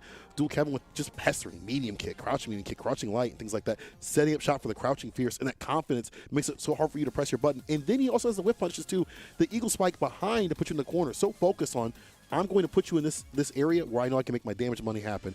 And you see right here, so many times with the crouch fierce and that confidence, not enough take off the table from Destructive, and not enough fear from Destructive. And that's already hard in this matchup. We've seen the bait from the EXBP. We've seen, him stagger something he's normal. So I can get why Destructive was like kind of hesitant. And look at that. You can't even leave the corner with the heavy mixer right there. Just a perfect space and place to place that. So good stuff to Dual Kevin in this matchup. I think what really stands out in my mind is the moment when Destructive was gaining a little bit more confidence in neutral. He was getting some buttons that were working. He was walking forward a little bit more. EX tackle was becoming more of a thing, and he actually got a knockdown. And immediately, Kevin busted out with his own EX wake up. As he felt that pacing change immediately, right. And he immediately wanted to take back control, and he did. He did. So that is, again, somebody who has been in this kind of situation before. Destructive out of there. Congrats to him, though. Again, that's better than he did last time. 13th last time, 7th today. Fantastic play. Dual Kevin will be going up against Just a Kid. Another father-son battle coming up a little bit later. But for now, it's going to be Magnegro versus Safe. And I can't wait to tell you all the quotes. But real quick, though, Magnegro, got to give him big credit to coming in top 8 this time. Yeah. Real strong with it. Same with Safe. These players increasing in their level capabilities out here. And, again, part of that is playing tournaments, practicing, staying solid during COVID era. I know that's not easy for a lot of us, to keep focus and keep that same heat. But you see the rewards right here, top 8 spot. But between the two, only one can move on. That's right. And, look, last time Magnegro 13th place at Midwest #1. Safe actually 25th. 25th. So it's This already is a big jump. substantial. Yeah, absolutely right. Absolutely right. And these are two players who've been playing for quite a while. Magnegro back to even early SF4 days. He had a good Viper in that game. Safe. His fact about himself is, I played a lot of Third Strike. So, He's an old man. These are a couple players who've been around. I think that's really great to see. Yeah, honestly. I'm happy to see that. Both of us, we have the 3 in the 10s column. Yep. I've had it for a while at this point, and I get it. I know how important having been in these situations before is. All right. Anyway, let's hear what the players had to say. From Magnegro, shout out to the sleeper state of the Midwest known as Alabama. Listen, if you're in the region of CPT, you're in the region, okay? You claim today, okay? We're messing with the geography a little bit. All right, let's see what Safe's got to say in response. Safe says, with his hidden character select screen looking picture, the winner of this match will win the tournament. What? This man said the winner of this match will win the tournament, David. I think that's such a cool prediction. Yeah. Because honestly, not what I think many of us expect. But I think all of us would think that's super sick. Yeah. I mean, if you're safe, you're like, bro, either I'm gonna win this tournament or the person I'm fighting right now is gonna win the tournament. Part of you is saying, I'm gonna win this tournament. It's a good mindset. Yeah, right? It's a good mindset. Give a little bit of room to say, this other person could. But Magnegro could do it. We saw a little bit of shakiness from him. He had even said on Twitter, like, I guess get the shakes off, get that rust off a little bit. But if that's off the table, I think he can play super sick, as you said before. Super strong player since Street Fighter 4 with Viper, coming through with a birdie. Still a strong competitor, has made the magic happen. Can do it here. Or with the round start gets a knockdown, and with the oppression against Safe. And there's some history here. In fact, the last time they played at NLBC, Magnegro took it 2-0. Ooh. Not too long ago. We do have a first of 3 best of 5 situation, so you have a little bit of time to shine. Yep. Wow, immediately wake up grab. We've already seen a whip punch to the medium punch from Safe. I just love Magnegro's birdie style. The way he's walking a lot of the time. He's got these buttons that anybody can whip punish, and he knows that. So he's got this economy of activity. Well spent. The way out of the corner of the trade, not too bad. He's not close to the corner. Where Birdie definitely suffers. Fierce one touch. Love to have that whip punish. Careful with that medium punch button. You've already seen whip punish it before. He's in that range, as you said before. Walking back and forth, waiting for a button to happen. And heck, the crouching light coming through, he doesn't have to overcommit. Suddenly a dash. We haven't seen a jump. I don't expect that. I think this is going to be ground control for Magnegro. Question is, what does Safe do? He's running out of time. 30 seconds on the clock at this point. And the way that he's playing is not fast. Same with Magnegro. Okay, forcing the issue. Batista bomb. Careful now, Magnegro with the activation. And this is good. You can adjust that walk speed and a challenge on the dash. Going 16 to 25. You should calm down. Good stuff by Magnegro. Just control a lot of the space where Safe wants to play at. Deny that approach. It's wild to not see Urian be able to place the buttons where he wants to. Magnegro just disallowing that big jump in right here. Gets a corner carry in the Oki. Run the command grab. It's almost done and done. Oh, does it do him again? Twice as nice, baby. That's going to be super. The last round took 800 seconds. This one is over in 10. I mean, it's gonna say more than that on the clock, but Yeah. the stun happened at a dozen seconds, right? Super quick play from Magnegro all of a sudden. Wow. That was, once I read your intentions, I'm going to get in. And he had the perfect resources to get that win, too. Spinning the super at the very end, He also did a great job of just dealing with the ages. We saw the EX come through. Yeah. And even though it didn't, get him all the way out of the corner, it's just having the knowledge to stay out of the, the V-trigger robbery that people might think of. And that's just matchup knowledge in general. Just general game plan knowledge right there. Interrupts the Ignite Thunder before it even comes through. What a whiff punish he committed because he knew it. He saw it. Again. The bullhorn. And Birdie has some of the grossest pressure in the business in the corner. That medium punch, Sandy Fears. Heavy kick too as well. So I'm talking about. Safe is in big trouble. He is going to survive, but just barely. And look at all this bar that you get to keep when you're Magnegro with the overhead. You go to the next round, you can run the super, get the Oki, kind of play your way. Or you can close it out that way too. Magnegro primed to just take this. And again, it's been with walking. It's not like he's not jumping, he's not EXing around. Like it's just very fundamental, strong play. Excellent timings on buttons, whiff punishes again. Yep. Like he's looked really strong on this. Even though the Ignite Thunder stocked up, he still gets that space. And look, it's just the timing to set up the buttons to allow the EX Dolphin Dive to come through. And he's frozen. So nasty. Safe's frozen. Okay, maybe this is a chance. Break out of the ice. And the whip punish again, the crouch immediate kick. New this season. Magnegro definitely read those notes. Right back at him, though. He interrupts the X, and that's one of the pain points of Birdie. The dash-up throws. Yeah. Well, Safe. Now he does hold on to trigger. Okay. The right moment. If your Magnegro cannot be whiffing any buttons, anything that lingers a little bit too long, one good Aegis punch will seal it. Oh, yeah. Safe just going in at this point. Yeah, gets the win. After the shimmy situation. Now Safe slowing things down, finding whip punishes of his own, and being a little bit more, ballsy with the normals. He's like, listen, I got whip punch with the crouch immediate kick, no big deal. The medium punch, no big deal. But if I just change up my tempo just a little bit, it'd be harder for the reads to come through. Ugh. Maybe the first jump. Safe was ready. That bubble yum, tons of fun. Oh, the trade, That was though. so sick. Yeah. This thing, Magnegro definitely loves to use that V skill, too. Yeah. Which makes sense because, Urian can just hop over the can and the littering on the ground. Having options. Magnegro got him in the corner again. So I'm talking about slight walk back and forth, that medium punch doing a lot of work. Safe links it. And he can get out of the corner. So he does. Oh, wow. Crouch Fierce to take care of the throw. There you go. Safe. Smart stuff right there. Take a little bit more aggression, a little bit more, almost making Magnegro break down a little bit because he's like, okay, I got to do a different approach. Ground approach isn't working as well. Let me try a jump in this time and see what it do. But then Safe was ready with the crouch fierce. And as we all know, Urian gets so much off the situations, anti-situations, when he's able to find off the crouch fierce at least. So strong stuff from Safe and was able to pull Magnegro back. I feel like if I'm fighting Birdie and he's got V-trigger and he's lost a lot of health, it's not nearly as dangerous. Can't use the armor to get through a lot of the normals and stuff like that. So that was sick. Ooh, crouch fierce coming through. Okay, Magnegro with a lot more buttons. Yeah. Spinning. Oh, not enough. The overhead. Safe. At least going to force the mix-up. It's out of the corner. Oh, Magnegro thought it would be gone. It was not. So not too bad. And now you can just go back to this poking game right here. Urian without any bar, no V-trigger. You can just go crouching right, crouching medium kick, but here's a crush. The follow-up, too though. far. Yeah. Yeah, it's unsafe, right? Magnegro doesn't need to make anything happen. He's got the big life lead. He's got a bunch of resources. Safe now, less resources. He's the one who's in trouble. Now, there's plenty of time on the clock. It doesn't, even still, doesn't need to make it happen. Oh, can't do that raw. Might forget to cook that. He got cooked for that option. Magnegro has already proven that if you're close enough, he will punish you for any long lingering V skills. That one right there, once again. Oh no. It's the first miss. Costly one, as Safe immediately gets pressure. But, okay. Back to the situation that Magnegro has liked. Next range. Yo, spacing trap! Safety pushes the corner. All these normals.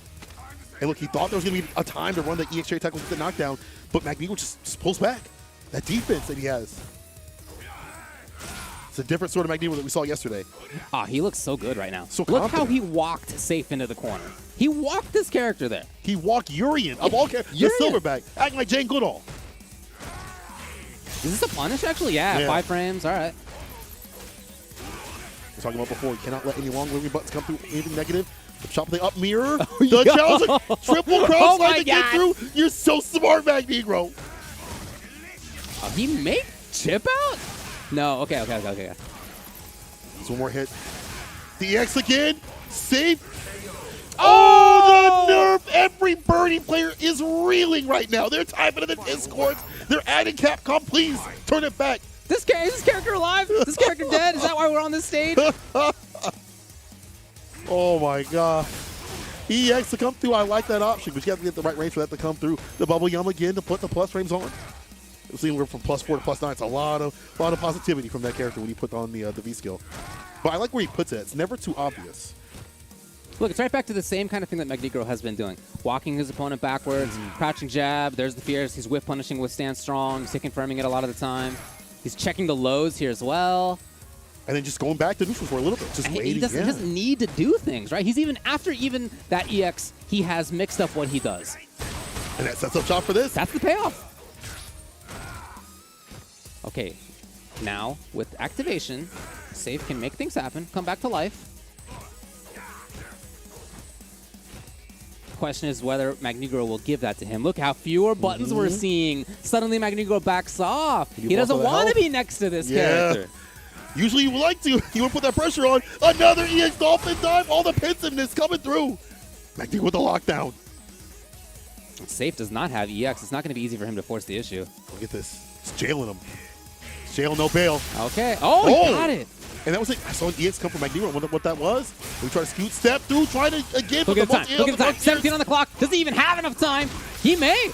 We One get the reset. stun. Oh, the stun. He got it done. B skill to get it done.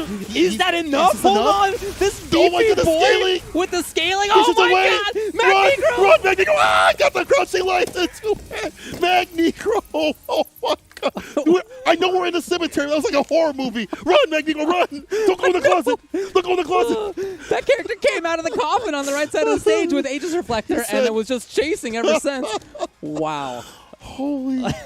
I love this is why I love Street Fighter 5 now. There's so many timeouts. There's so many like Yeah, it's pretty sick. almost I know chip isn't a factor anymore, but there's so many like situations where it's like You gotta it's earn it, over. baby. Like, yeah. You gotta earn it. You gotta earn it. Magnegro definitely earning his pay right here. Game point for him. Yeah, he's right back to where he wants to be. He's 6 seconds in. Okay, Safe making the bet. Oh my god. Oh, wow. I like the ducking also from Magnegro to let some of these headbutts whiff. Every so often, just down backing. And he's so far at the distance of the crouch union kick or any sweep, so like he's definitely looking for a headbutt punish to come through from the save. Try to get some distance. Safe again, breaking down, and when he loses health, he loses confidence in his buttons, Yeah. which makes sense because this character tops out damage. Birdie could definitely put the whip punish on the deck and smoke you. Yeah, but a lot of the way that Magnegro gets the W's is just with whiff punishing, individual hits here and there. And this. He's had so many of these versus, I mean, honestly, top-level player. You know, this is Alabama to Ontario. I don't know how that is, but still, Right. he has been freezing Safe a lot of this time. Safe definitely about to let it go out of this tournament. Gotta find some sort of activation point. I This have guy just not seen reacts. this many in so long. I really have not either. I feel like I haven't seen that move in about a year because you've seen people react, neutral jump, and all that.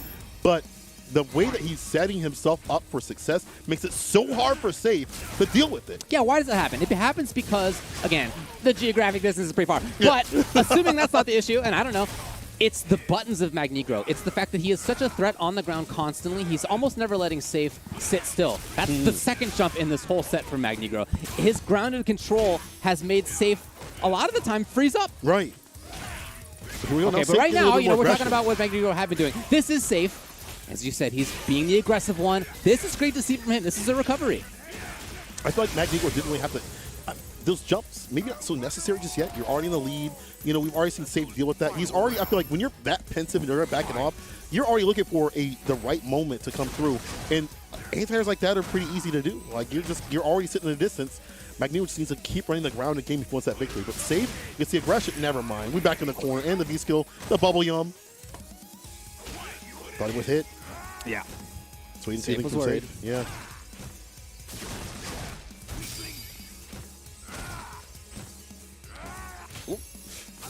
These buttons. So afraid of that. Those sweeps getting punished, but Magnegro getting a little dicey with it. Most of this right now is the same kind of stuff that we've been seeing Magnegro control in. I do like we're seeing a few more fireballs. Oh, nicely timed Pierce from Safe. He gets the knockdown. Already does have super. Wow. Wakes up the light. Full conversion. Gets that V skill. He swallowed it. Get a little bit more of that V bar going. Once he gets the V trigger, sooner rather than later, we talked about how the armor would be a problem. And now it's not. You have all the health to play with for the armor situations to cut through. And the EX coming through.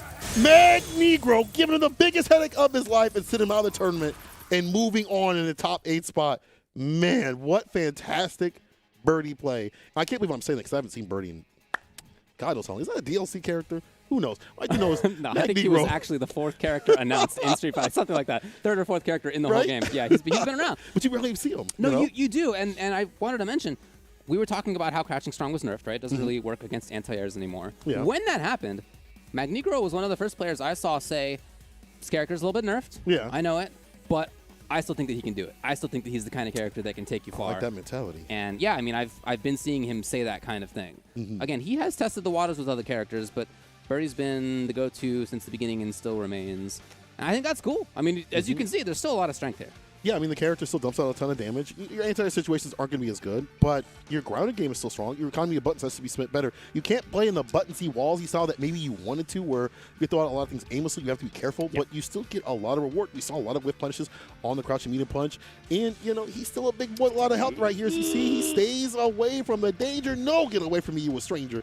And man, oh man, did he make the comeback. But I want to go back to him saying that, he feels like this character's still strong. Yeah. Because I feel like if you do not feel like your character's strong enough to do it, you don't play at your 100% potential, and that's why we see Magnegro moving on the bracket. He feels like he can do it. He did the deed, and his reward will be going up against Joey. That is going to be wild. Oh my God. That's going to be so sick. Shout out to Safe for getting 7th place. He got 27th last time, so it's a big upgrade for him. The winner of this match will win the tournament. That was his prophecy. Okay. That was the Safe prophecy. It's not Safe. He's not going to be the one who can do it. But will Magnegro fulfill the Oracle of Ontario? The Oracle of Ontario. I don't know. It's a long road. A lot of players that you have to fight. But man, I can't wait to see it. I also can't wait to see people coming through in more of these tournaments. And I think we have some tournaments, PlayStation style, that people can interact with. As you all see on the screen, the Open Series available to register right now. If y'all would love to head over and compete.playstation.com to learn more about the PlayStation tournaments and find out more Street Fighter 5 action. If this is getting you going, if this is getting your fingers moving, stuff like that, y'all can practice and perform at the PlayStation tournaments. Breaking news. What's that? You can play video games on your telephone. What? You can play. It's What? incredible what a modern world we live in. And one of the games that you can play, breaking news, Okay. is the Capcom authorized mobile game Street Fighter Duel. It's available for download in Taiwan, Hong Kong, and Macau. Other regions are also coming soon. Keep a lookout for more news on the global release and get ready to join the journey with millions of players to find out who is the best fighter in the world. Breaking news. We're going to a break. That's the news. We'll be back with more CPT Top 8 in just a little bit. Time to fight, time to fight.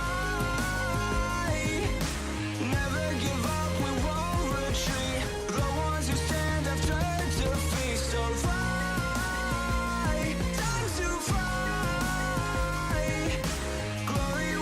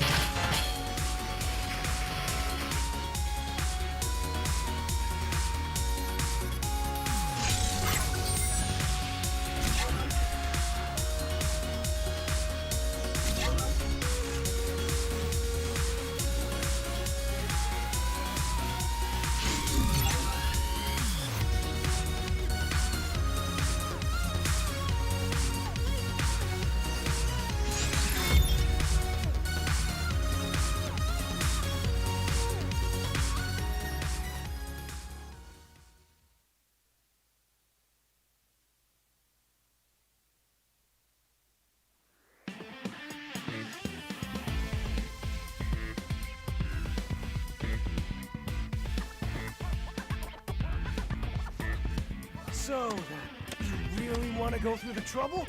Fine.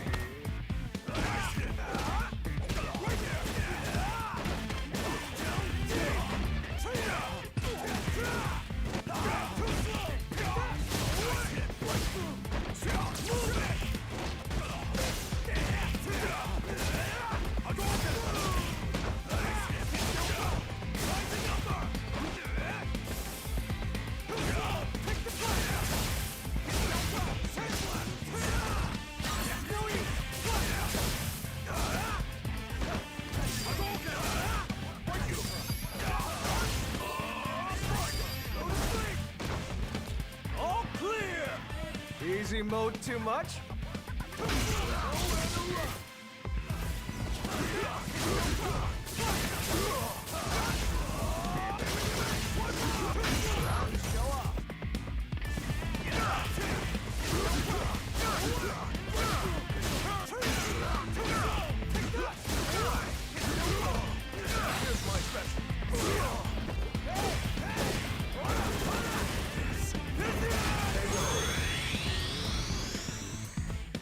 Sucks to be you.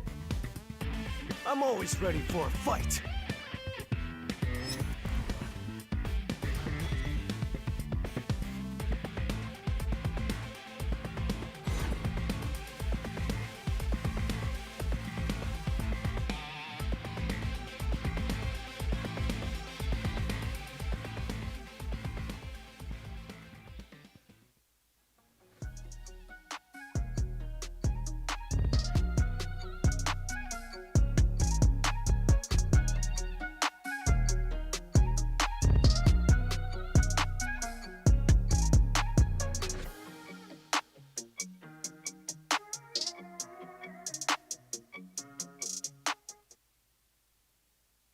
All right, we have seen the first round of CPT NA Top 8 Midwest number 2. My name's Ultra David. I'm here with Saint Cola.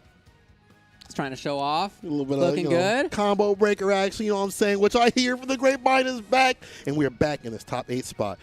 These competitors out here are slugging it out, and we've seen a little bit of, I don't know if I would say blow-ups, but just, you know, some close calls happen, and maybe a prophecy coming through. Maybe prophecy. In that last round, we'll take a look at the bracket and remind you where we're at.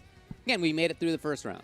3-2, Rob TV over Joey. That was a close one. That was down to the final round. Brian F. exercised a lot of control, parental authority over Just a Kid. And then Dual Kevin, 3-1 over Destructive. And then it was Magnegro 3-1 over Safe. That's where the prophecy was first laid down. Winner of that matchup, according to Safe, would be the person who wins it all. There it is. There it is. Oh, boy. Look at it's just the mysteriousness. He doesn't have a picture. Who He's even just like, said who that? is that? Yeah, Who I have no said that? idea. I don't know. I have no idea. Some mysterious oracle. Who can tell? Who can tell? Anyway, we'll see how that continues. But we will be moving on to the next one. That's right. Oh man, I'm so excited. But again, just want to give shout outs to everybody in the Midwest that's been coming through. The scene has been a big driving force for a lot of players. You know, particularly with family, as Rob had mentioned, having like a family element, and you see it right here when people are. You know, getting better and better. As we see in the Midwest in the play, maybe not in the same sort of results, but you see their play getting better and better. Past the previous Midwest tournament. Now, in that second spot, we'll see what it do. Just a Kid versus Dual Kevin. Still the loser side. Oh man, he does switch. He don't want no mirror match. He switched to the set, which I think is actually not a bad pick. You know, Jury could do pretty well. I think certain people's juries do pretty well against Rashid, but I don't think that character can beat Rashid outright. So set pick makes sense to me. Okay, well, already Dual Kevin has established that is maybe not a great call to do far range. Wow, it just happened to work out in Dual Kevin with reactions that seem like they'd be useful in other games, too. I can think of a couple. Yeah. I don't know if who knows? Who knows? But against some reactions are looking pretty good out there for Dual Kevin. Reaction's definitely helping out right here. Gets the anti-air. This time gets blessed, but not too much this season. The dive kick not as strong. Dual Kevin taking to the corner. Just a Kid with the back throw. No, just a normal throw. And again, Dual Kevin with those reactions. God knows where he got him, but it's working out for that one-touch situation that he's on. So Just a Kid in trouble. He's got V-Trigger. Yeah, that's, as you said, those dive kicks did get nerfed. Still useful. Yeah. But not going to be as plus. Not advantageous on counter hit. Will find the counter hit right here, though. Put in the corner already with just one bar. EX DP from Kevin. Bust out City. with the quickness. And we've seen that early in the match. And like Kevin checking the walk back too with the crouching knee kick. Baits it out. Puts him in the corner with a V skill. This is looking long. The stun is rising. And Kevin with those jabs, every so often harassing. You don't even get so much off in terms of corner carry or just interruptions. Not making it easy on Just a Kid. He's right back here. Ah, okay. Activation. And he got there in time. So now with V-Trigger 2, yep, that was going to be into it on block. Wait for the right time. Okay, on hit. Into what? See what You will need a little bit more here. Not too much. Dual Kevin's still in the lead. And he's going to take it from that hit. Seth doesn't have much health to play with, so these mistakes all add up for Just a Kid. He's got to be really careful. We see a lot of challenges off the lights and things like that. Also, the anti-airs have just led to, you know, Just a Kid's health just going like that. Yeah. Dual Kevin doesn't have to do much. He's not making like giant confirms. He's not making like big swings and confirms and things like that. He's just waiting for the EXDPs. He's doing hits here and there, putting Just a Kid in the corner, and we're not seeing enough mix from the V-Trigger. See what happens if he's going to switch. No, he's staying with it. Okay. He's staying with the set. It's ride or die. They do have a bunch of experience against each other, but that is literally 50-50 in their last 9 sets. Wow. Back and forth, back and forth. The last 2 have been taken by Dual Kevin, but again, other than that, back and forth. Easy DP again. It's a dive kick. Just Skip feels frustrated on the ground and in the air. Everything getting checked. Aye, all right. Just a Kid in there. And Dual Kevin gone. Right back to neutral. All right, just show me something good with this V skill. The buff that you get after the V skill, I believe it's Eagle Spike that he gets. I'm not sure.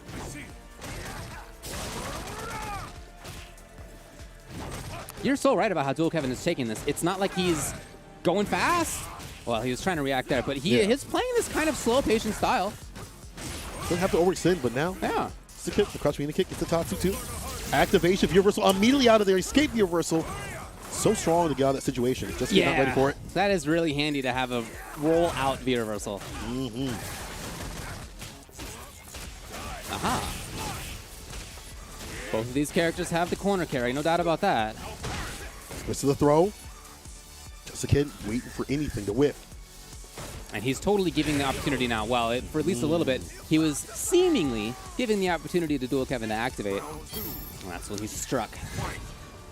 Just a Kid swinging back. That B skill, gotta be careful with that. We already saw it work once, but it has put Just a Kid at a deficit. If he could just exchange a little bit of what he's doing with the dive kicks and the V skills, it might make them so obvious they make me more beneficial. But right now, gets punished for it. The dash up throw. Stuns rising. EXDP comes through in the clutch to get some distance. What's he going to activate? We already saw what happened. The V reversal gets outside the distance. He's not careful. There's Dual Kevin interrupting directly into his own offense. All right, well, it still gets pressure. No longer corner, but just like that, it's Just a Kid, and the question is where he's gonna be going. Lincoln, is that stun out? Not quite. Not just yet. Swing of decision. EXDP just does it. Dual Kevin stays solid now. Activates V-Trigger for the makes a jump and lands the win. You gotta hold that. Dang, Just a Kid. If he would have had a little bit more bar to use, would have went into super and sealed it. Yeah. But now, Dual Kevin ride that momentum. Is the B still get that corner push in? The EXD falls to it. And the heavy mixer too as well. The damage is racking up. Crush the follow-up, the stun. Yeah, that is a lot. No doubt about that. It's tough times now for Just a Kid. Oh, perfect! And twice, Just a Kid tried to just jump out of that corner, and twice it was Dual Kevin who had the fierce mixer. No longer to maintain control of the corner. That was a couple of years ago. But he does still get pressure right after that, so it's not like you get away free. Yeah, and we've seen Dual Kevin, and everybody's seen Dual Kevin, utilize that effectively against, we saw it against Destructive and other previous matches too as well, to stand that distance and make sure it whiffs. He's already used it as an anti-air. Why would he not use it as a way to catch you out of the corner? Just a Kid now going back to the battle launch. I wonder if he's going to switch. But again, I feel like this is just not a matter of like a character. It's a matter of your economy of the toolkit instead of buttons this time. The toolkit has to be better. The V skill and the dive kicks were actually getting when he started mixing those up in a different sort of way. Then we started seeing success. Then we started seeing him ride that momentum. Started seeing more of what that character was capable of. When it didn't happen like that, when he kind of threw it around start and Dual Kevin was ready with the defense, it just didn't happen. So if he could switch it up a little bit better and sprinkle that in when need be instead of just kind of undeliberately. We could be seeing something different, but let's see if we're going to see a different character. Oh, he went back to Bay. He went back to Bay. Okay. All right. All right. Well, keep in mind that he comes into this as last time's third-place player. Mm-hmm. He did really, really well last time. Fight. He's still a couple of matches away from that. If he loses here, it's 5th.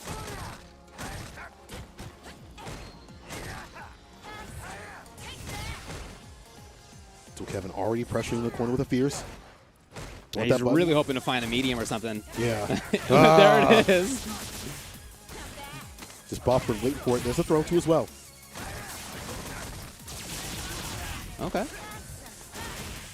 Trying to escape, and look at Dual Kevin, just so insistent. The crouching fierces, the elbows. Stagger step into the normals. And not overextending again. Like, he's just waiting. Gets hit with the EX. Okay. Suddenly, Just Kid fighting really well. Activation comes. Yep.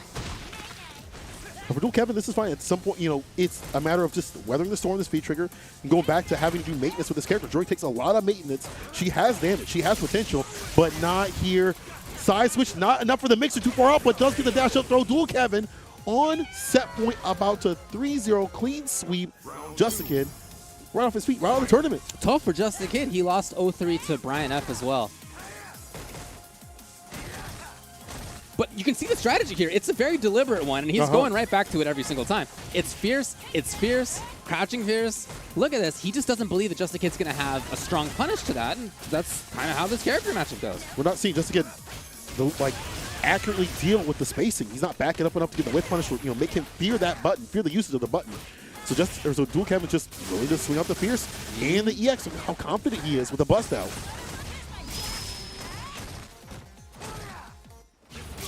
Just like that. Oh, V-Trigger 1. Pestering. Beautiful counter situation right here. Almost super. Just a Kid running out of time. EX right over the fireball. So smart. Dual Kevin using some of that bar to get over. Just in case of EXDP, Dual Kevin backing off. He knows he only needs 1, maybe 2 more hits. With all that resource, too.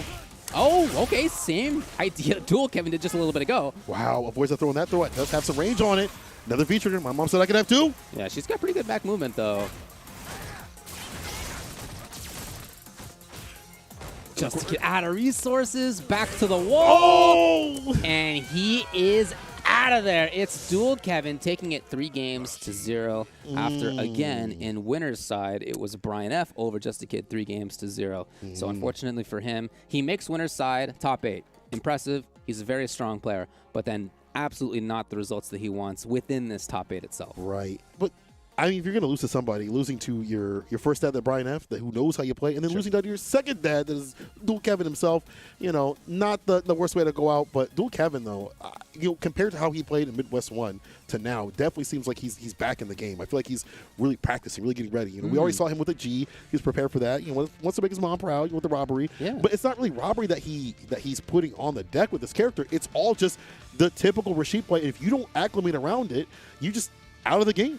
He's willing to use the crouch fierce right there. You're not whip punching, stay outside the distance. He's going to run his game. He's going to find his victory. That's what happened. And I wish Just a Kid would have stayed with the set pick. I think that would have been a better form. You know, me speaking to him personally, I think the set pick would have been the one to do it because the jury just seemed like it was even more farther out than what he wanted with the character. So that means Just a Kid is out. Dual Kevin moving on to face the winner of Joey versus Magnegro. Okay. Well, look, our top 4 last time, as we said, was that winner's side top 8.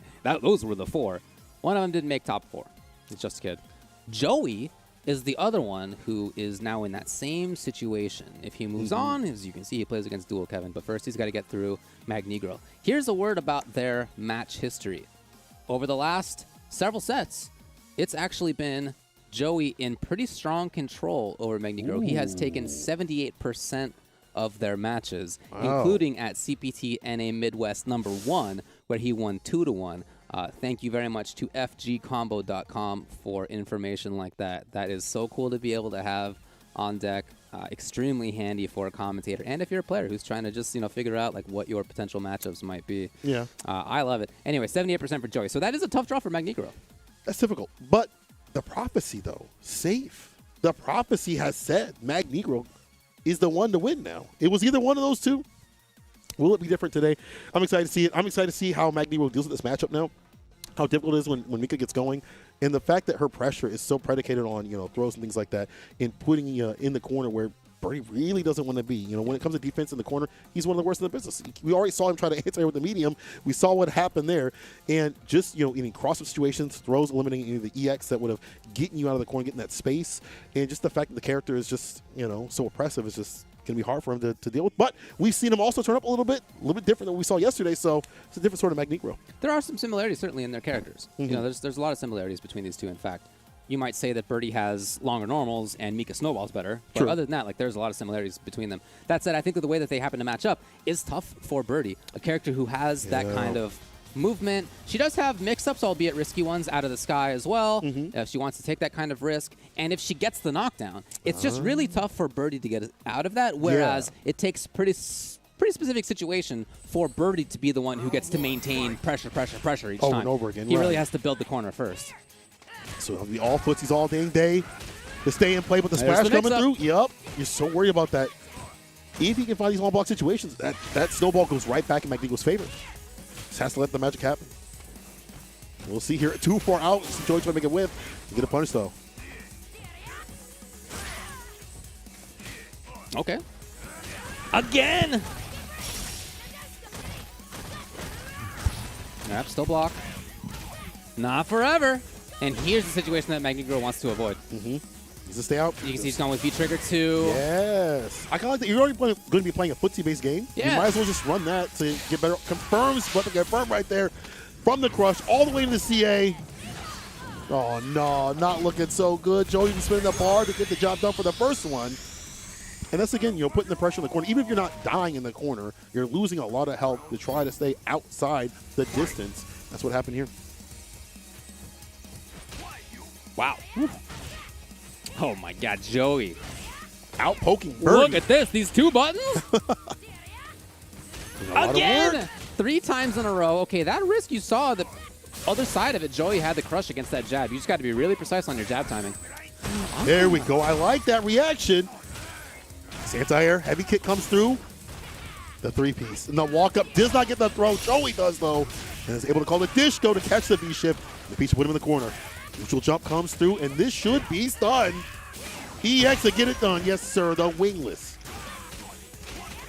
Now, we saw that big boy survive versus Yuri one Uh-huh. time. It's We not waited going to a little happen bit. this time. Yeah, we were We're like, definitely giving that health bar a little bit of hold leeway. Just in case.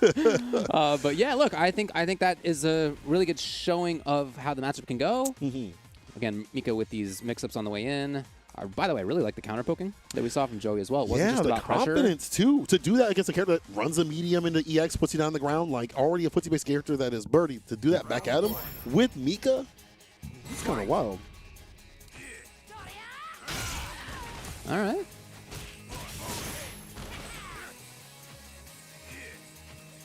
But again, he doesn't keep going very long on that. With that V skill, you already see him get got, but he doesn't have EX bar to make the quickest happen. Back throw again. Another command grab. Oh, this is not looking too good. Medium kick. Oh, he's still got a lot of health, and the stun is still fine for him.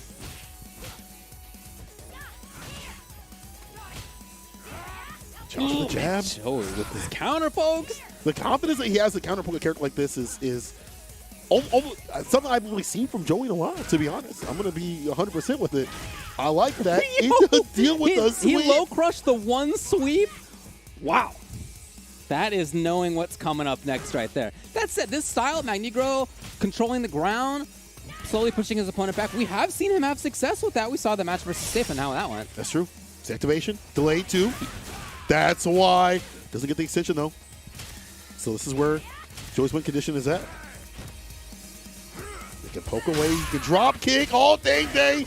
He doesn't even need the bar to find the finish. We have seen him try to challenge the charge dropkick with jab. Twice it's been crushed. Now, he's gotten it versus charge dropkick a couple of times too, but you can see the risk. Right. If you don't get the timing exactly, you are crushed. See if the V skill pops him up a little bit. Goes up that bar. Let's just see Magnegro use some of his V bar. Such a V shift. Want to see some more offense. Defense. There we go. There we go. We talked about, we said so many times that Birdie has some great corner pressure. You see it right there. the light, setting up for the mediums, to set up the whip punch, to set up for what Magnegro wants to do. But Joey could come back. We've already seen him with the confidence in this neutral. Every time to come back, every time to get that momentum, it's definitely now. You do not want Joey to go up 2 games. Taking a risk for sure. Paid off. He has jumped 5 times, and every single time they've been right. Every time. Whether he does the drop kick out of it or not, he's made the right choice. He has to start using maybe crouch spears or the activation. That's where that chain hang low. Damage. Well, now the disco blocks the jumping, but to deal with what came next, the command grab. There we go. We were talking about eliminating the defensive capabilities of this character. So we're going all offense, all damn day. The extension. Yo, chain hang low. Wobble to it, bro. Tying a knot, tying in a bow. There you go, Magnegro. I see you. And this is what we wanted to see before, like the V-trigger being used to get the extension for damage. This is what the character has to help benefit from any match. Even the matchups where he might lose or feel less capable, if he can find the hit confirms, he can find the wins. He can find those continuous moments. Looking better. Really, really good choice to keep it for that anti-air. Again, that was the first jump that Joey's done that got properly anti-aired. Ooh. Crush once again. Not for nothing, I gotta give Magnegro some credit. The fact that he's getting crushed in situations and probably going down this round. The fact that he's still able to walk through and walk up with confidence. I like that he's not deterred. Oh yeah. He's gotta find a different answer for that either way though. Okay, B shift. Not even quite there on V-trigger. He blocks something, maybe. Oh, freeze frame, and it's Joey who's got it. Picture perfect. On the command and grab. And Joey, again, with those jump-ins have been a big pivotal point. And when he feels like he's losing control on the ground, take the skies. It makes Magnegro break down. Always the case for Joey. Does a great job at mixing it between the jump-in approach, the safe one, or the drop kick, the charged roundhouse, the non-charged roundhouse, the dash. Always really, really well done. That said, Magnegro right now in this round is looking good against it. Back him in a bigger distance, like away from the sweeps and things like that. Knows that V-trigger is on the deck. Oh, but the confirm off the medium and the EX. See Magnegro rotate the defensive option, trying to flip out. B reversal at the right time. Denies the disco. Non-charged, right? He's just so good at knowing what to do. Yo! Oh, the anti-air. We were looking for that. But so was Magnegro, finally. But you have to be so right on the distance of where you put that button, because we've seen it get jumped in with too slow, predictive, but works out in the clutch. Finds the EX after that medium and the bubble. Yum, tons of fun to lock down the pressure. Joey afraid of the bubble. Oh my God. Still alive, but barely. Magnegro. No. Okay. You got to make your bet. Yeah. Joey made his good one there. But he can't afford too many more of those little pestering, crouching jabs. It's a side switch. This is good for Joey. We saw again the jumps with the back throw, though, from Magnegro. The confirmed slide. Is the activation, though? All these incidental hits. Try to get out in time. It wasn't too far for the fierce. Outside the distance. Magnegro making Joey back up outside of that win area. Back to neutral. This is where you win. I'm worried about that fierce, though. Yeah. I'm worried about that fierce on block versus that super. Magnegro, you got to finish this. Backing off. Nice and careful, though. Slow on both sides. Oh, the fierce coming through. Busting it. Oh, Chrissy in the cranium. Peace be with you. And also with you. Out of this bracket soon. Maybe. We'll see. The prophecy might be coming true. Safe. May have given us spoilers. The way that Magnegro was playing and acclimating and saying, okay, I got to get outside the corner. Back throw. Let me get outside, Anti with the V-trigger, as we saw before. Crouch fierce when applicable, right? Not all the times, but enough to rotate his defensive options and go back on offense, go back to neutral where he wins. And we're seeing him on game point now. What a dash. Not exactly a whip punish, but just perfectly timed to start things off. Right.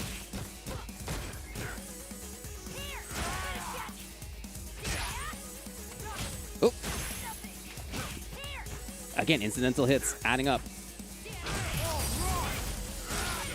Oh, it's big. Yes. Hey, that means, oh, no, it didn't hit in time. Okay. Joey able to get the block. Dash up punish, of course. Recovery, not so good. Joe go back to the jump-in situation. And this is good for him to get the knockdown. One touch.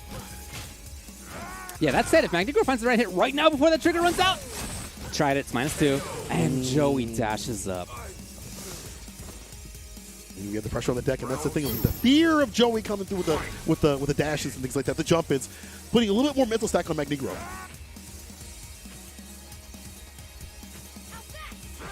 Ooh, careful with these butts. These heavy butts can't get whip punished, but Joey runs the medium into the EX either way. Looking for a chase. Ooh.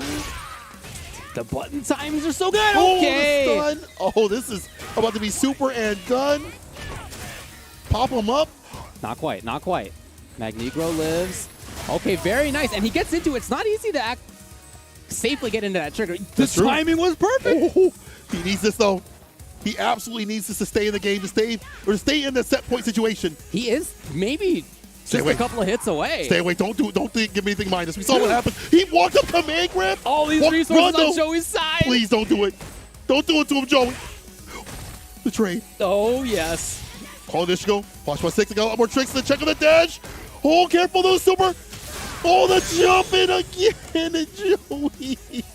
The pressure too much. You're so worried about the grounded command grab CA edition. You can't check the skies all the time. And we've seen the nerf of the crouching medium punch every birdie.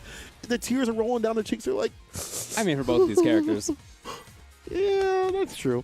I guess. But, I'm with you. I'm with you. Yeah. It's not so bad for Mika. But but for you see what happens with Birdie though. The crouching medium kick or jumping medium kick though from Mika has been posing a big threat, and now we're at game to game. Joey coming back. The catch this time. Joey last game did have a couple of really key dash forward mediums.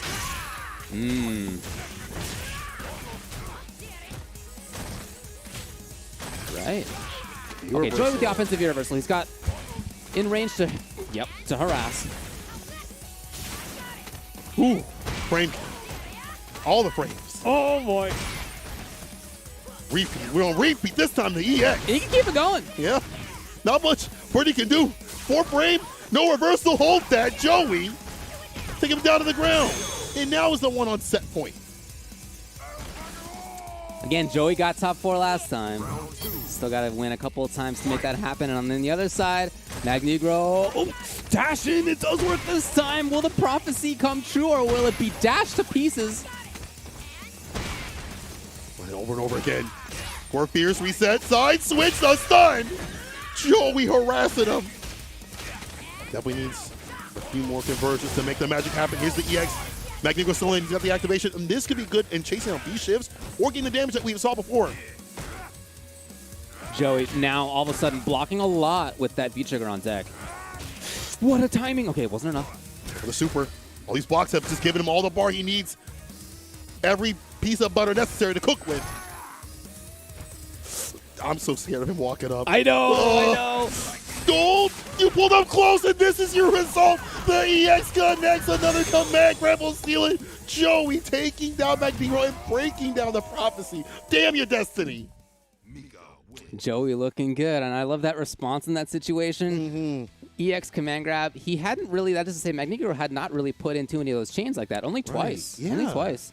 So you don't want to put yourself in a negative situation. You get it, because you're right next to this character and this player in Joey who's just so good at bringing out options that you don't expect. His mix-ups are just strong. That starts from defense. He turns it into offense right away. But when his own offense was going on, his mix-ups are great as well. It's a long con game, you know, jumping and things like that, overloading the mental stack as the match is going on, as the set is going on, right? First start off with the drop kicks here and there, you know, a few of the dashes here and there, the jab checks and stuff like that, adding in the mediums into the EX, then start getting the jump-ins and start to be aggressive. And then Magnegro hyper-focused, as he should be, off the bar at the bottom on the other side, saying, this dude's got CA, I got to be careful. All these things just overloading Magnegro, not letting him react and putting negative situations and making him falter, maybe do things that he normally typically does, like I wouldn't think Magnegro would typically put himself in a negative situation when Mika's got all that bar. But, you know, when you are, you know, down and you are just overloaded by Mika running into you, dashing, all that stuff like that, you're so afraid of what could happen next. The EX comes through, and Joey taking him down. And now we see a bracket that is not according to the prophecy. We see Dual Kevin having to go up against Joey, so something different for our top 4. But above is going to be Rob TV versus Equinox's own Brian F. With the exception of Dual Kevin, it's the same. It's Rob TV versus Brian F. And it's Joey in the top 4. Right. The last time it was Just a Kid who beat Joey in the same position 3-2. It was a close one. Yeah. It's a close one last time. But now it's, as you can see, not Just a Kid, it is Dual Kevin right there. That said, the consistency for 3 of the same 4 players to still be in the top 4 is amazing. So hats off to the players just for that. As you can see, everybody in this region is strong. The top 16 yesterday, a lot of strong players. Same thing for today, of course, in that top 8. And yet, you have those players who are consistent enough to be able to do this twice. You know how you get more consistency, David? Playing in tournaments. Oh, okay. In fact, y'all can go to the Open Series of PlayStation and play in more Street Fighter V tournaments for your PS4 and PS5. Register right now. Go to compete.playstation.com to learn more about the PlayStation tournaments and find more Street Fighter V action. These days, I'm not so consistent in Street Fighter V, but you know what game I'm consistent in? What is that? I've done the same in it every single time I've played. I may be the best in the world at the Capcom authorized mobile game Street Fighter Duel. You don't know. You never played against me. Oh, you're right. I Why haven't. don't you try to get good sometime in Street Fighter Duel? It's available for download in Taiwan, Hong Kong, and Macau. Other regions are coming soon. Coming soon. Keep a lookout for more news on the global release. And get ready to join the journey with millions of players to find out who is the second best fighter in the world. Ooh, second best. Second My man said best. second best. So who's second best? see at That's the all that counts. top of the We already list. know. We already know who number 1 is. I guess it's you. That's correct. We need to see out who's number 1 out here in the mid-best CPT2. When we return, we're going to have more action. Brian F. versus Rob TV. I can't wait to see who is free. Catch you in a second. It's not me. Is that you? No. Okay. Time to fly, time to fly. Never give up, we won't retreat. The ones who stand after defeat. So fly, time to fly. Glory waits for those who fight. We unite, we are Street Fighters.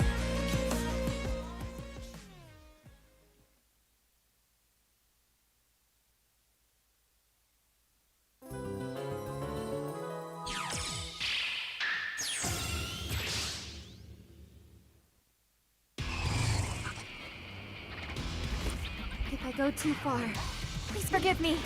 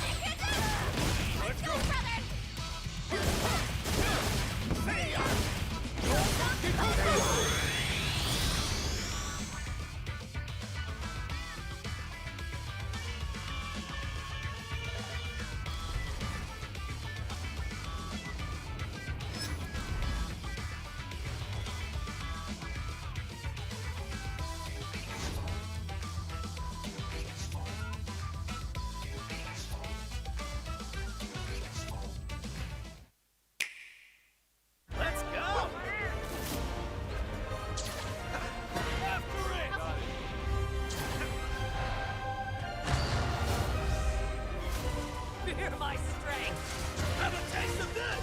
Don't take this personal! I'll show no mercy. This is for my fellow hunters!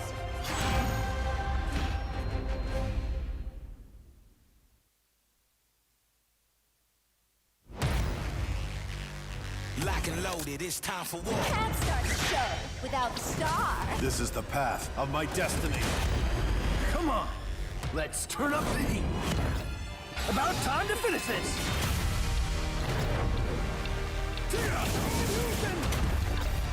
See what I'm really made of. I'll show you.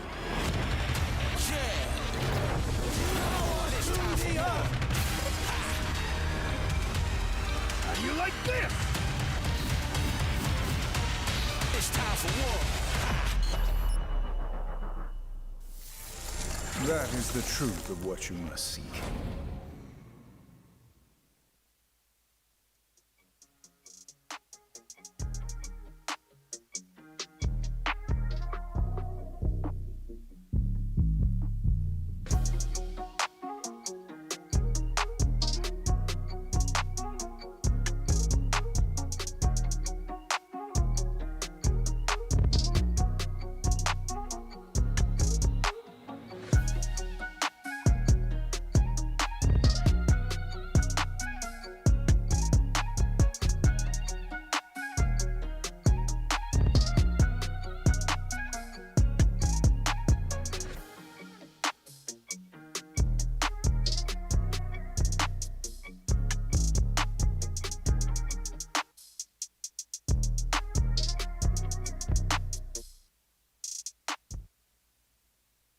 Welcome back to the Midwest 2 tournament, where we're about to have Brian F. versus Rob TV slugging out once again. This is not a repeat. This is not a remix. This is something different, because we might be seeing Rob TV get smoked. We already seen him bleed a little bit.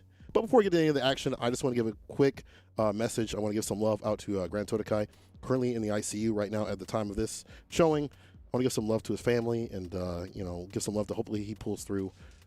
Not sure what's going on, but, I hope that he wakes up and sees, me saying that urine is cheap.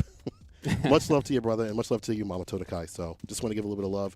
Hopefully we have some great action for you to wake up to.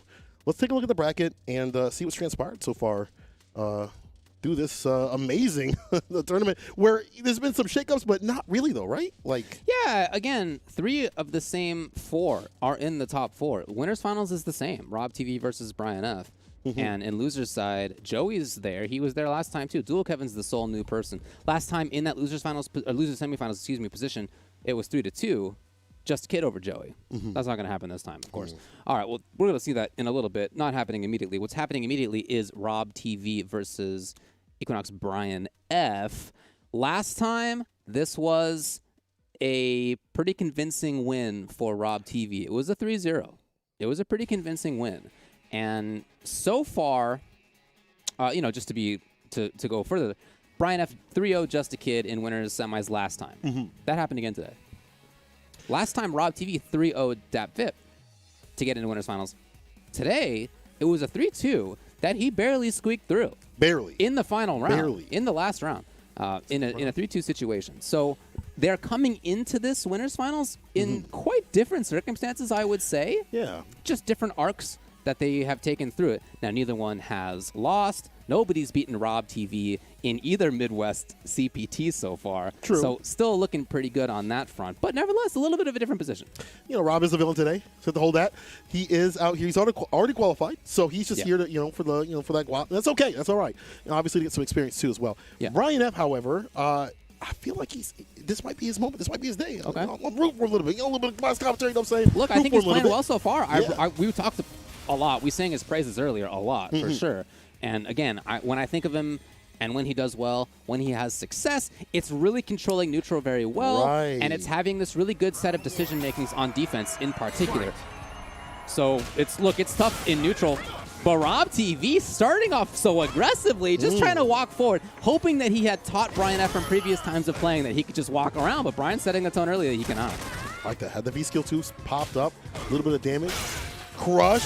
finds the mark off the heavy. EX coming through the dash punch, and immediately goes for the V skill 2. We've seen that approach so many times from Brian F. and from a lot of boxer players with V skill 2.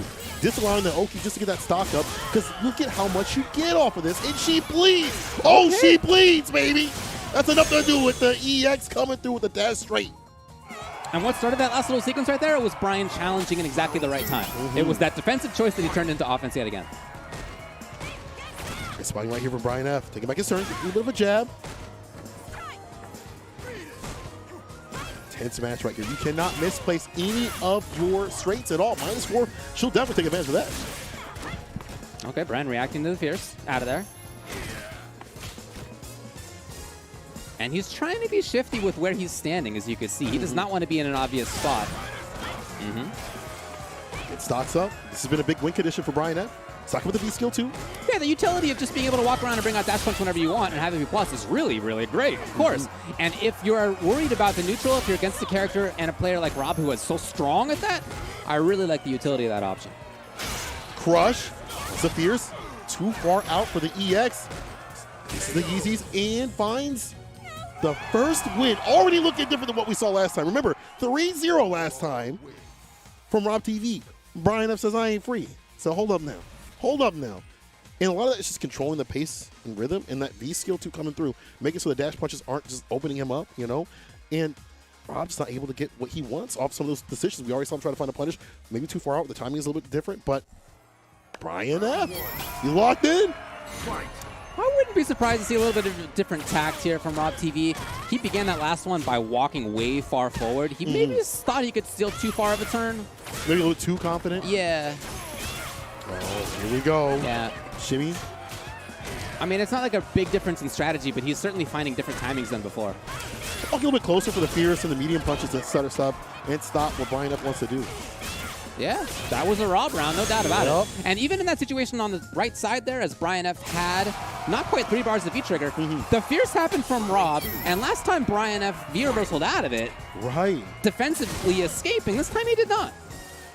I love had that comeback factor. You know, again, ball wrong, doesn't matter what matchup he's got. V-trigger is such a big deterrent, but Rob just deterring this match right here, put him in the corner once again.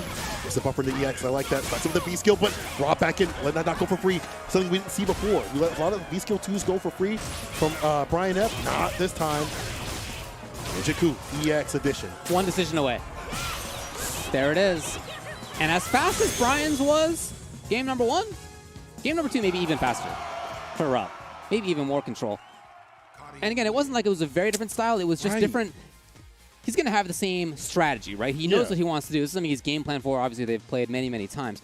It's about finding the different moments in the different spots. When you know somebody so well as these two do, you know the matchup so well, it's about finding those slight differences. Turning it out a little bit rather than like having big changes. And he turned it out a little bit on when he stood, or where he stood, when he was pressing buttons, and it worked so well. And he's been a big proponent about that for his game plan. Like, he's always been about, like, okay, I don't get shit from my game plan too much. Just need to alter it just a little bit. Because if you go too far, you're off the course of what you have been practicing. What you put yourself in a situation where you're not comfortable, you're not used to it. But he's looking real used to this neutral. And part of it also is denying the V skill 2 from being stocked up from Brian. Yeah, the question is, what's Brian do? So far, looking similar. Not quite as bad, but he's in the corner now. Nice slight challenge with the delay jab in the EX. I noticed that was a quick rise again from Rob. He was looking for the V skill, didn't come, and so he didn't bring anything out. It's tough for Brian up to switch up. Whenever he puts that out, the crush though, back in the corner you go.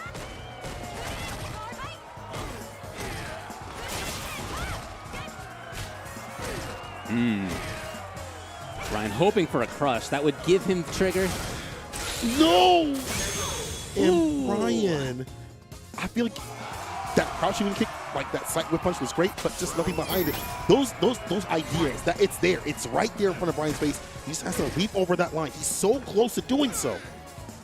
Easier said than done, obviously. You get someone with as footsie base as Rob TV, knows where to bring out the buttons, things like that, but Brian F is so close. He's right there. Oh! Was a lucky find for Brian. And will he press? Slightly. Oh no, but not the DP motion? Oh, nice check on the Rob TV Senha. With the dash in against the V skill. Brian got a little bit too much on that. That's certainly the downside of having the V skill. Gotta have the right optimal time to get the knockout situation. Here's that heavy kick, activation, the corner push up the slide. Back dash away from the throw. All right, this V reversal from Brian. A bit defensive on the V-bar, and now using it instead of just letting it stock up for no reason. One touch either side. Yeah, Rob will kill on the next hit. Brian knows that. That said, so Brian might as well. Very little risk after that. Oh, those are death buttons, those mediums. That medium? Any of those buttons. One touch. Good hit confirmed. Oh, the dash straight at the distance to do it. He's like, you would never. You'd be -4. It's in your emotes. One thing I will say, though, is that was Rob playing a little bit further away than he had before, which was why I think Brian felt that he could bring out dash punch. All right, well, Rob's in. How you reverse these moments if you're Brian F. You got to find an EX to get outside the corner. Yeah, I mean, you're not going to be able to get it out easily, right? Yeah. You can't just jump out. Like, it's not going to be something easy. It's He's looking for it. Scout. Yeah. One more touch for this. Super. He's still holding on to... Okay, there it is. Yeah. Not a big plus frame situation, and Rob maintains control.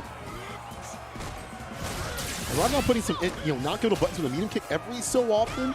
Brian F caught up in the corner. The gray life is heavy. Rob TV staying steady. Look at the defense. That medium kick interrupting the EX. It just does a raw shoulder. Was going to go for the super either way. The chip no dip.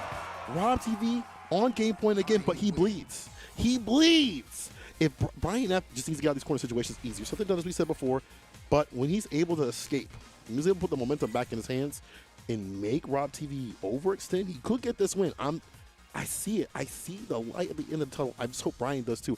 I want some more games. I want some more action. I want someone to make Rob TV sweat. You know what I'm saying? Well, it's looking tough right now for Brian F, I think, to be honest. He did find some moments where he had a little bit further range. Ooh, he was hoping for it there.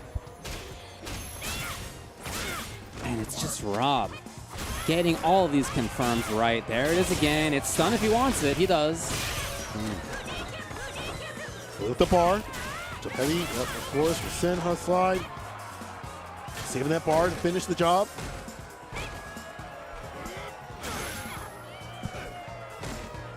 Look at Rob just walking forward slightly. There's very, very few commitments here. Ooh, you had the tap on the deck. And pops up the V skill too. Remember, that has been so beneficial for him, but not now. He's going down, and Rob again on set point. A little different than we saw before, but again, Brian F, the game plan that he wants to do has just been diluted and deleted by Rob TV consistently. And there's a punish right there on that -4. Same kind of gutsy throw that he had at the beginning of this match. This time, he did get the grab. At least Brian teched, but still, it's the same situation of Rob having control. He walks up just a little bit, right? I mean, he's not... Look at him. Walk, block, walk, block. Reversal immediately from Brian on the heavy kick.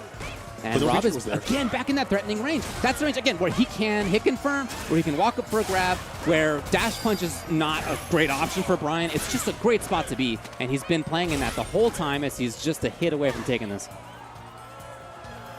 Brian can still do this. A lot of bar at the bottom to work with. Feature especially, there's the EX. One smooth hit in the feature might actually seal it.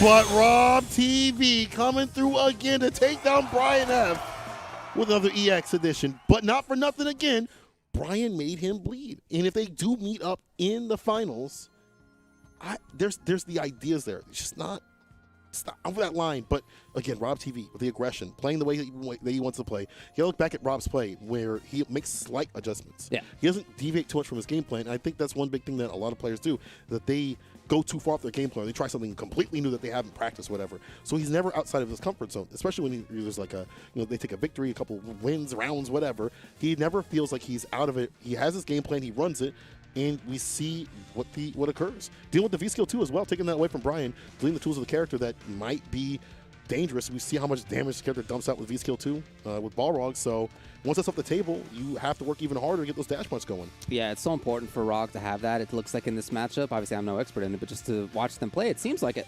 Because otherwise, the way that Rob plays this, really tough to get a safe dash punch if you're Brian. And what does that mean? It means that there's a range where you have buttons where they're just not super effective. You have a Fierce. What does it lead to on hit, right? It's not like it is for Karen at that same range. That's true. Where she finds a hit, and it's a ton of damage, and it's pressure, and it's corner carry, and you're in trouble. That range is one that Rob is so good at finding. He's just there so consistently. And now, consistently in grand finals once again of Midwest, sits Rob TV waiting for his opponent, Brian F. going down loser's side for loser's finals to wait the winner of Duel Kevin and Joey, which we'll be seeing up next. Joey and Duel Kevin. Duel Kevin, the new face, the new Rashid. Well, I shouldn't say new Rashid, but new in terms of where he is at in the bracket compared to Midwest, where it was our young man, just a kid. And now it's Duel Kevin, who has been emboldened. He said he's been here before. He did this before. Can he take down that slippery style, that slow pace? Is it going to be strong enough to take down someone who is as aggressive as Joey is? Well, I'll tell you, that has been, in fact, typically how it's gone. In fact, the last several times that they've played, it's been Duel Kevin taking 3/4 of their matches. He's up 75% to Joey at 25%. Wow. That said, the last time that they played in NLBC, it was 2-1 for Joey, and it was also 2-0 for Kevin later on. So, make of that what you will. Yeah, I guess yeah. most recently it's been just back and forth. We'll see how they're doing today. Something As different. we move CBT. into losers semis. Rashid versus Mika. I like him not using the G pick because once Mika gets in, it's over for G. Like the defensive things are not so good. He's gonna have a 3-frame jab and a DP as well. Like a threaten with, and that slow pace style will definitely help out a lot more. Look at that. Also, the distance of the drop kick, him just poking away. Okay, it's Kevin. Ooh, what? You never know what Joey's gonna do. I'm so impressed by that. It's so hard to get a read. That's what makes him so strong as a Mika player too. Yeah. That disrupts his rhythm and so Like he's got everything else too. His footsies are great. Like he's got all sorts of other stuff, but so hard to get a read on. For Duel Kevin, I feel like you can get a read on, but it doesn't matter. The lane style and then goes right into the aggression. It's just that momentum that just Taylor made. Taylor built for Rashid just in general. Have all these toolkits. He knows how to use them effectively.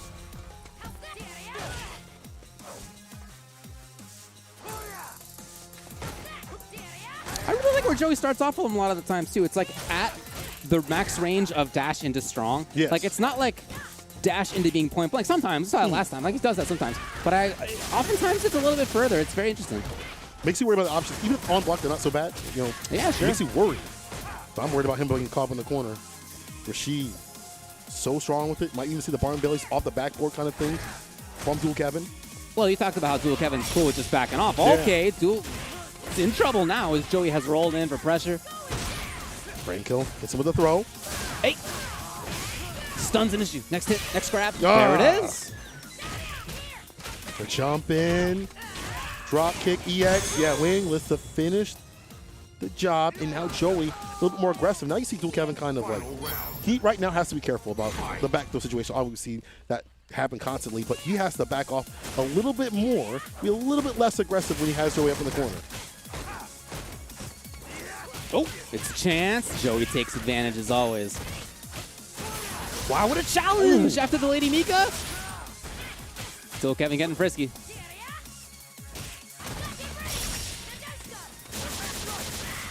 Okay, Nadeshko's got something to say about that. Yep. Yeah. Interruption.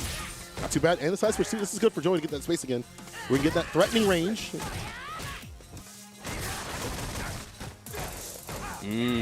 Ooh, swinging for the fences. Trying to find something. Let's get the dash in. Command grab. It's a turn to the crush. The pick up, put him down. Joey with the EX again to seal it. And now he's having these burst moments. These moments of just burst to come through. And it's actually playing against what Duel Kevin wants to do. Drop kick to use the priority system against, in his favor. We're seeing him now just pressure Duel Kevin. That lame style has to turn just a little bit more if you're Duel Kevin. You're just finding air hits here and there, which is great. You see more confirms, more damage on the deck, especially when you have him caught up in the corner. That's where she's going to get the most amount, besides V-Trigger, obviously. So let's see. Yeah, he did voluntarily back off sometimes, looking for a jump or the like. A little risk in there. A little bit of the backboard. That thing that Rashid has that was a nerf, but it's looking like a buff, See how he deals with it. I'm curious to see how Joey will deal with the backboard situation, but see what happens. And Kevin is pushing him into the corner. All right. Supposed to have been medium mixer, maybe? Yeah. All right, well, we talked about the burst that Joey has. He's trying to get out. He lives barely. It's just the way to get that stun down. Dual Kevin hot on his heels. And that crouching light to keep that stun up. Nice anti right there. This is the style that Dual Kevin wants. Yeah. As he takes the round. He wants to be the wall. He slowly walks in. He has great awareness on anti-airs. He pesters a little bit. He finds some hit confirms here and there, but it is that slow wall style. Joey feels most comfortable too. Fierce in the V skill again. Now Joey using a lot more of the V bar for the V shift to stay away. He's still caught up in the corner. Ah, looking for a bit of super, trying to square away the hell situation here. Yeah. Makes sense. Good call. He's going to dash in, and Dual Kevin's out of there. Yeah, back to almost to the corner right there with the break. So Kevin rotating his defensive options. I like this. The challenge. Ooh, don't know what that was, but it doesn't matter. Still recovers in time to stay fine. The spike activation of the crouch fierce. Disco. Interesting. You know, Dual Kevin's cool with that, I guess. Yeah. It's happened twice. Could have been worse. Yeah. We've seen it be worse. For sure. Right. Joey has another one. If he gets a chance to use it, it's not going to come up as Dual Kevin takes the game.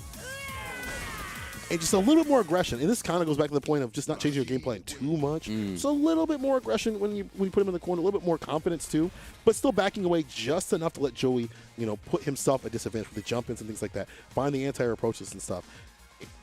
I like this. And you kind of see Joey breaking, I wouldn't say fully breaking down, but just a little bit. Using the V-bar for V-shift to stay away, using the V-bar to maybe stay away from a little bit what happens with this character. Using super mid-round too as well, back to mid-screen. So Joey now turn up a little bit more. Put him in the corner, but no. Too obvious with the command grab. Nice work. Hey, little late. Wow, he's a little stole a turn there. Yo, that was sick. Okay, what a decision by Dual Kevin. Couldn't cover his approach all the way. Throws more V-bar in play and waits and baits. Okay, So it's going to work out for Joey. yeah. It's going to work out. Either way. Yeah. I like that little stutter step that you allowed the EXTP to come through. And that was a good read because we haven't seen that many come through from Dual Kevin this entire tournament. A few here and there, but not enough to say, oh, he's the type of player that would EXTP bust out. Okay. Wow, he called out the not charged roundhouse. That was too good. Oh, where those reactions came from. Not quite sure. I like the interruptions right here. Crouch fierce in the V skill, picks up the DP. And the throw again. Dual Kevin in his habitat. Just like that, gets us done. Yeah, I got to tell you, I think Joey could have mashed out of that. I mean, I don't know. That was waiting a little bit long. Yeah. One of those put down the controller, but you can still live. 1-1. Game to game, round to round. See, it's going down. Dual Kevin is leading in terms of momentum and confidence of the normal and the neutrals. That fierce especially. Or the crouch fierce to get that corner carry. Not sure what that was. Super good. Okay, so he's just doing it on reaction to the charging of the roundhouse. Okay. Interesting. I love it. It takes somebody with great reactions to do that, but obviously he's got them. Get the dash release. Get the turns back. EX. The activation, Joey's got to turn the tables a little bit. Nice. All right, well, Joey's going to almost even it up on life here. He's going to get the dash in. Back to mid-screen, too. But Dual Kevin's going to have the resources. Yo! Oh, the call out. The double butt. Oh, sets him down. Skid marks on the face. All that helped erase Joey on game point. That was really sick. Oh, that was such a call out. Not only the V-ship, but the anti-air right there with the wingless. No wings, all thighs. Oh my God, Joey. When he gets that momentum, he gets those reads, when he gets that confidence in the neutral, and that super was enough to get that differential and then ride that momentum. He might be riding himself further on in the bracket over Dual Kevin. Dual Kevin, he starts these rounds off so strong. It's just the chaos that the Joeys love to live in. So this is where I live. This is how I win. Hey. Well, you look, if you're Joey, at least you're out of the corner, but he's got a block. Ah, beat the jab. He held up. Yep. He held it. Hold north so you don't go south. Let's get the side switch with this too. And now Dual Kevin in prime position. ECV reversal finds a punish and stays in the game and saves off set point. I like that V reversal. I feel like a lot of a lot of Rashid players, or just in general, even people who use escape via reversals are finding punishes on a lot of things. Yeah. And it's working out fantastic for Dual Kevin right here.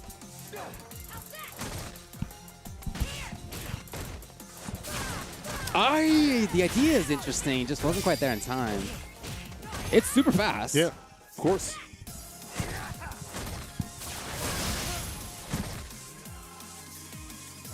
Dual Kevin's at the same spot. Right. Now, point blank. He had gone for grab there a few times.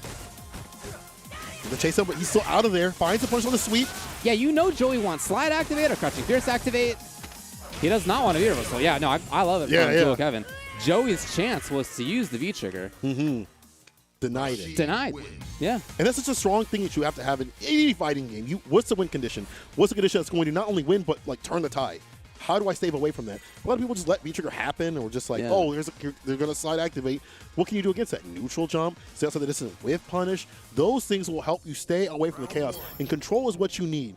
Let's see if we control this match right here. Game point, both players, Dual Kevin and Joe. And starting out very much the same.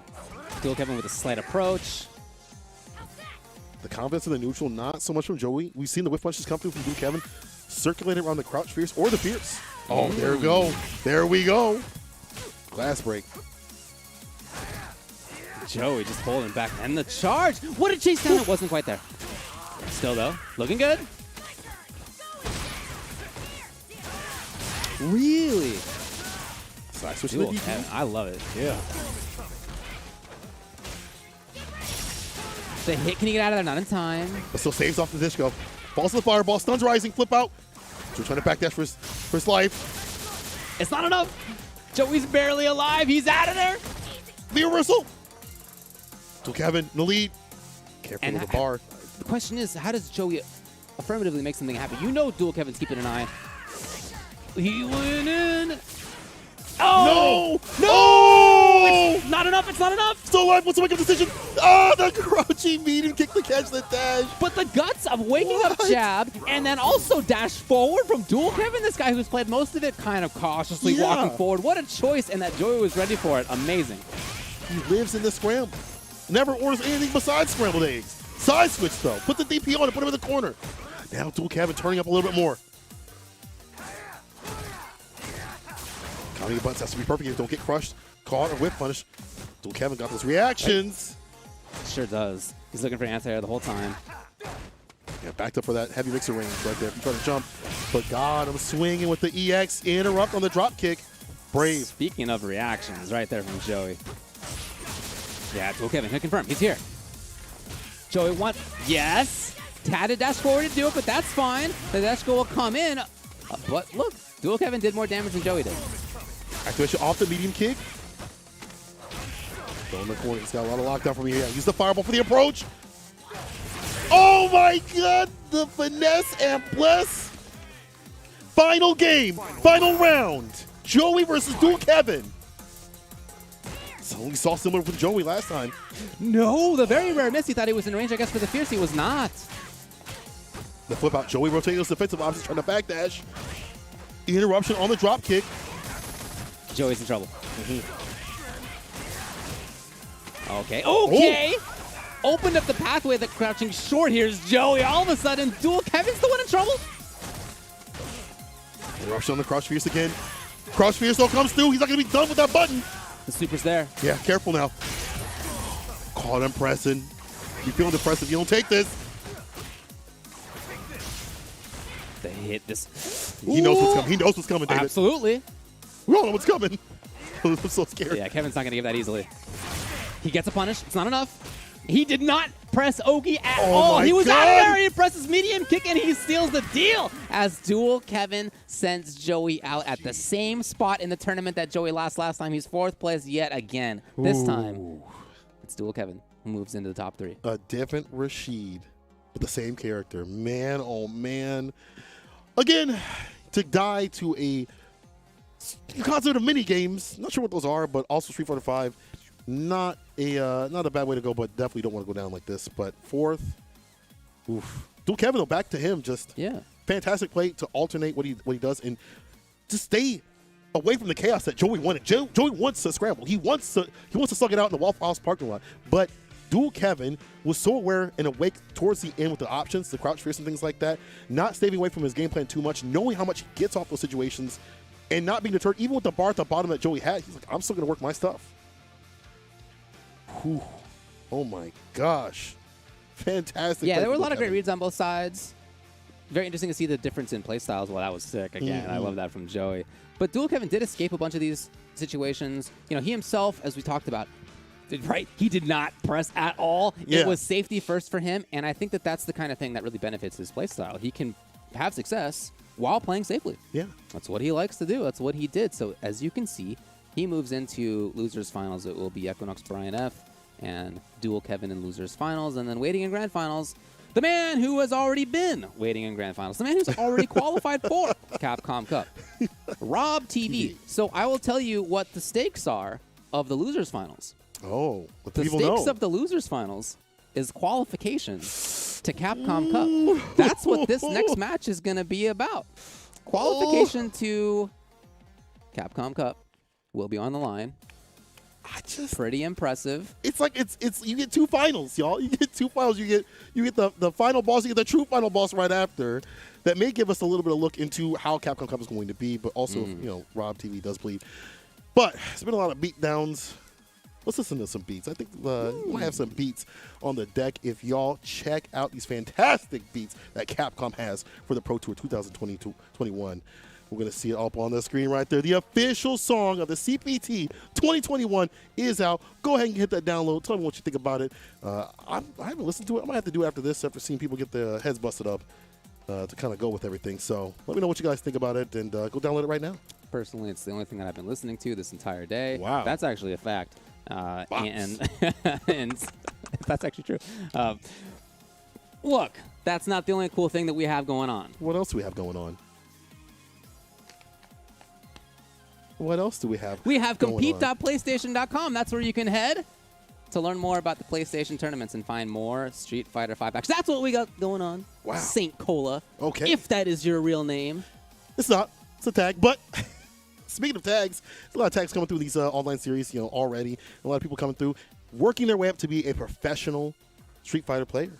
And you know what being a professional Street Fighter player leads to?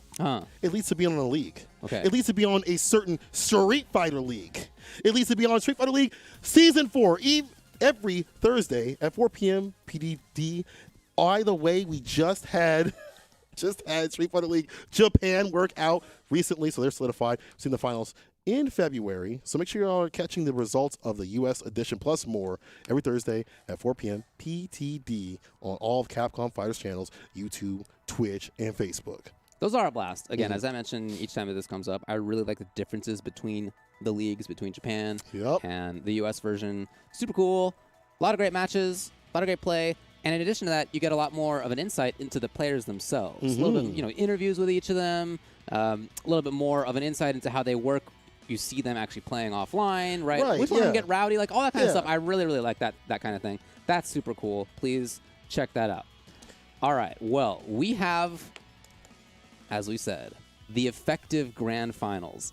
The match that really is the one that counts. Literally. For who gets into Capcom Cup. That will be coming up next. Do not go anywhere. Time to fight, time to fight. Never give up, we won't retreat. The ones who stand after defeat. So fight, time to fight. Glory waits for those who fight. We unite, we are Street Fighters.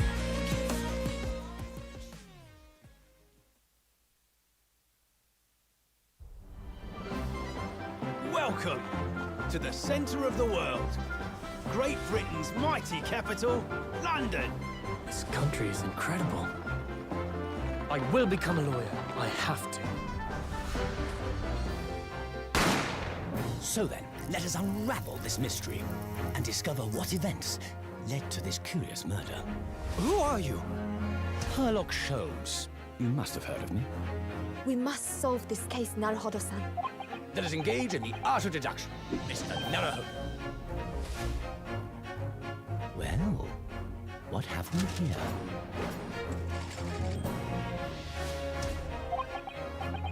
It would seem the truth is now tantalizingly close. The defense demands its right to a cross-examination.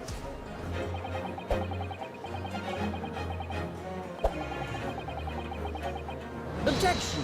Your testimony completely contradicts the facts. Objection! My lord, with all due respect, this is an outrage!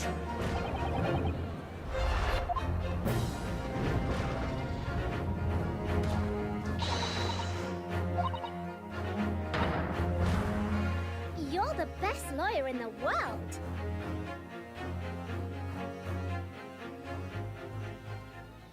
Make some noise. This is one of the best grand finals you're ever going to see.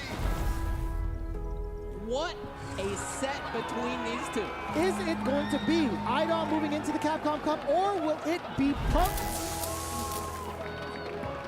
It could be a fairy tale story this weekend. It's going to be the very final game. Is that going to do it? Does he find it? He does. Oh, Kusanagi qualifies for Capcom Cup. I done it! Oh my goodness, Logan! We go fucking Capcom Cup! Unbelievable! Super! And there it is! NL! That's more than enough, and Nephew is your qualifier. That's gonna be it. Angry Bird solidifies his spot in Capcom Cup. Do you believe in fate? Turn out, there it is, just like this, and Mago is your first qualifier. Exclaiming again who he is. I am Mago.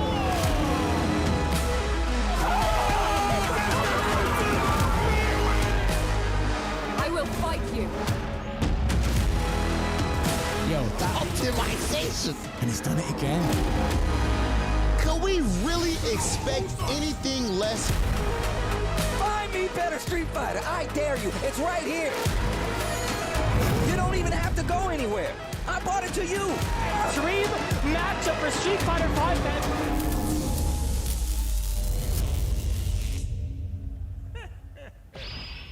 Well then, let me test your skill.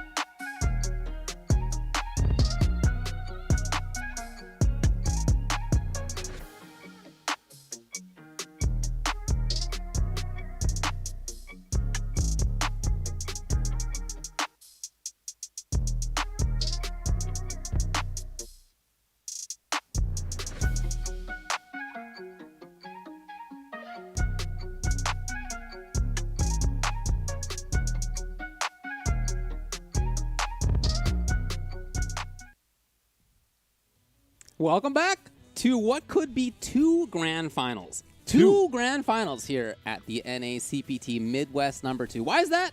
It's because the same guy what already won this thing is in grand finals again. And so the way that works, can't qualify for Capcom Cup twice. That doesn't make any sense. You can't do that. Doesn't. So whoever gets second place gets to qualify instead. We've already seen that. That actually has already happened this year. That's true. And this is going to be the second time that it occurs. Let's check out the bracket. We'll let you know where we are and who that will be. Oh my gosh.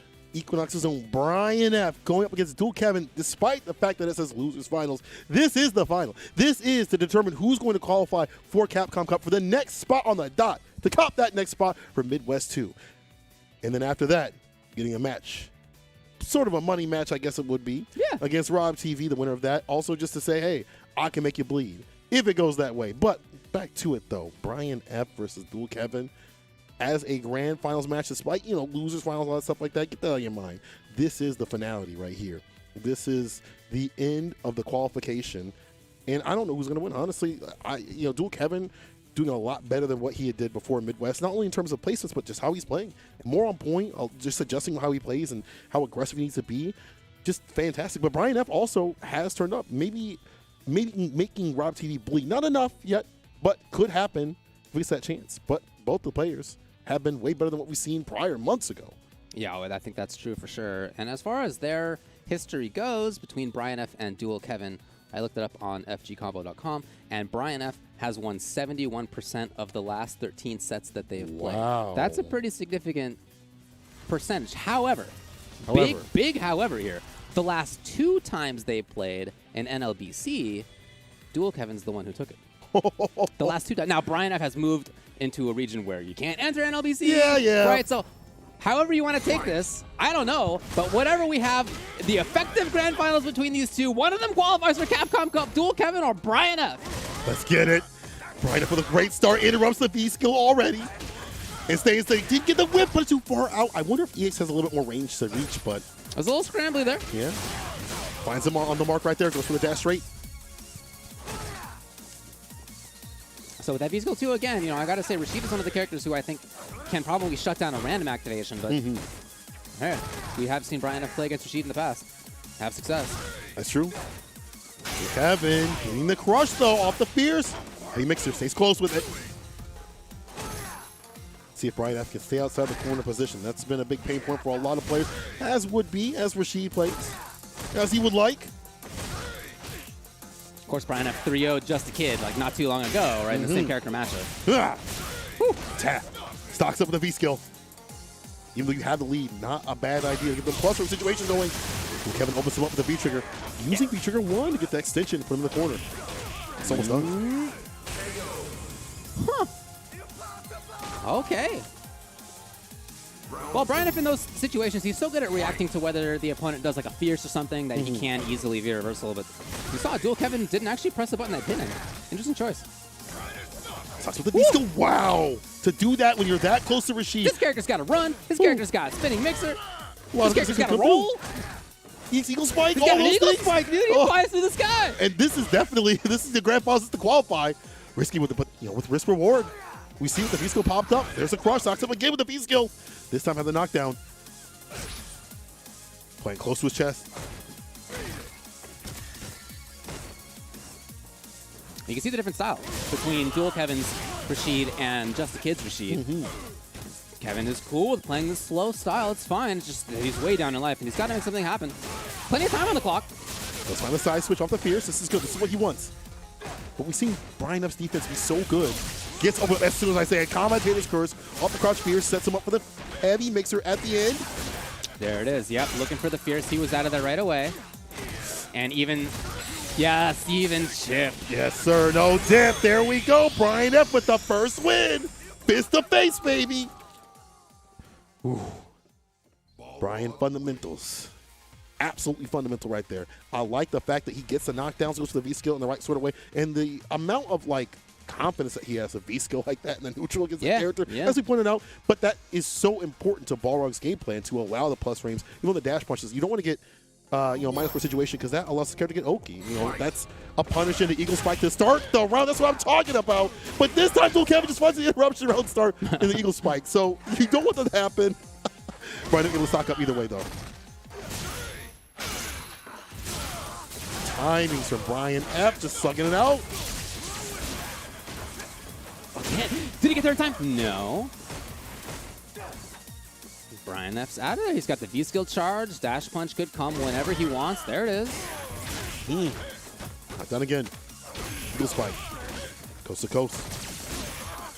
Denying that. Brian F. Let's make it a one-way ticket. Think about this range that Dual Kevin's playing at, and think about the range that Rob TV played at. Dual Kevin is playing significantly farther away, a range where he can't really deal with dash punch in the same way, where he can't really deal with activating V skill in the same way. He's not going to hit him from into damage immediately. It's quite a different spot. It allows Brian to get that nice fat lead right here. Yeah. Activation. Oh, using both the bars right there. Yeah, spends a couple because all he needs is grab. Oh, back throw! He hit The old sack throw? Am I watching Street Fighter 2? I can't believe it. Brian F. doing the most right here. Getting the whip punch. There's the EX upper. So we wanted to see before on those punishes, the EX upper. Okay, not overextending. He already been hit with the fears, the light, buffer, and the eagle spike. His time was backing away. But here we go. There's the crush. Okay. Side switch again, dual Kevin. Yeah, he's got pressure. Brian F's waiting until he can see something. His defense is so good. And one thing I'll say, too, about the way he's playing in kind of neutral range is that he's stealing a lot of frame turns in here as well. Yeah. Like right there, he tried to press the button after his own dash punch. Regular dash punch, not disco dash punch. Tried it again. Try to go the EX inside. The reversal, though. Brian F. Hadley commanding right here. Counter, follow up, but find the EX. Brian F. On game point to qualify for Capcom Cup. That's where he's at. So Look, close. he's been in big situations before. Yeah, yeah. Right? But qualifying for Capcom Cup is a different story. It's a way different story. Brian These guys got to stay settled. He that's what I'm fearing. Because Dual Kevin has been in a situation before. Sure.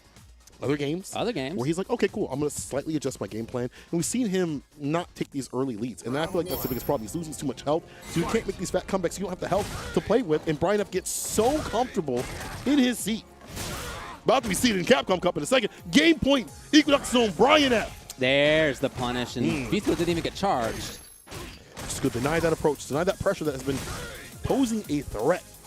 Let's see more walk in and outside that range of the dash punch, too. Look, easier said than done than to be like in that range where you really want to be. That was just Rob being extremely good and getting to that spot. It's not easy to be there. So Kevin's so about those heavy buttons. Trying to find a crush or the pickup with the V skill right after.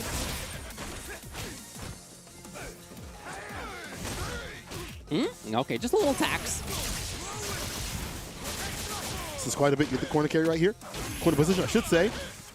Brian looking to react. He wants to see something he can universal out or jump over. Now holding that pressure.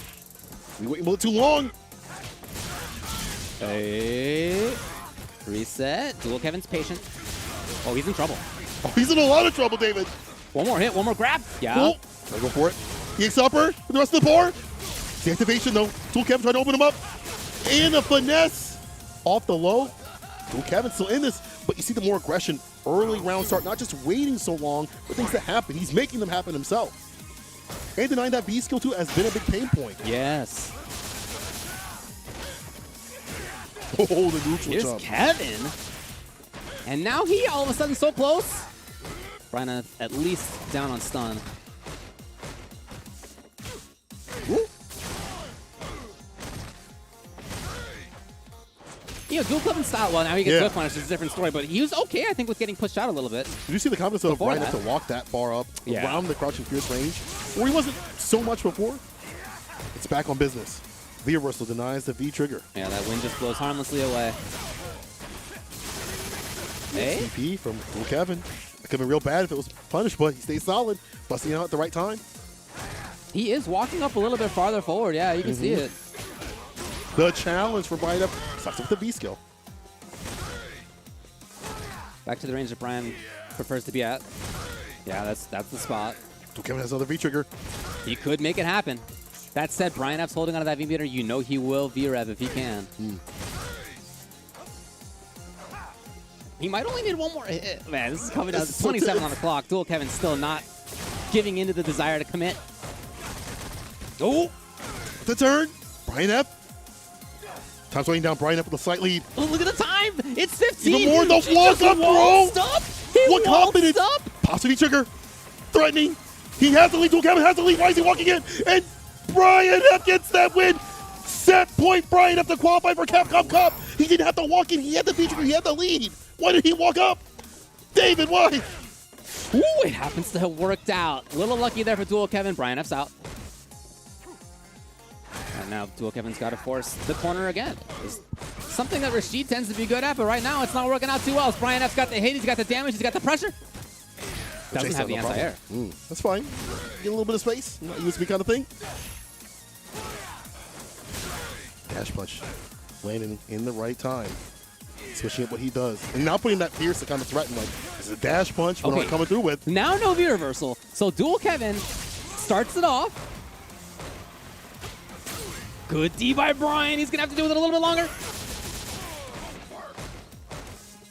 Blocking it out. And back to this range.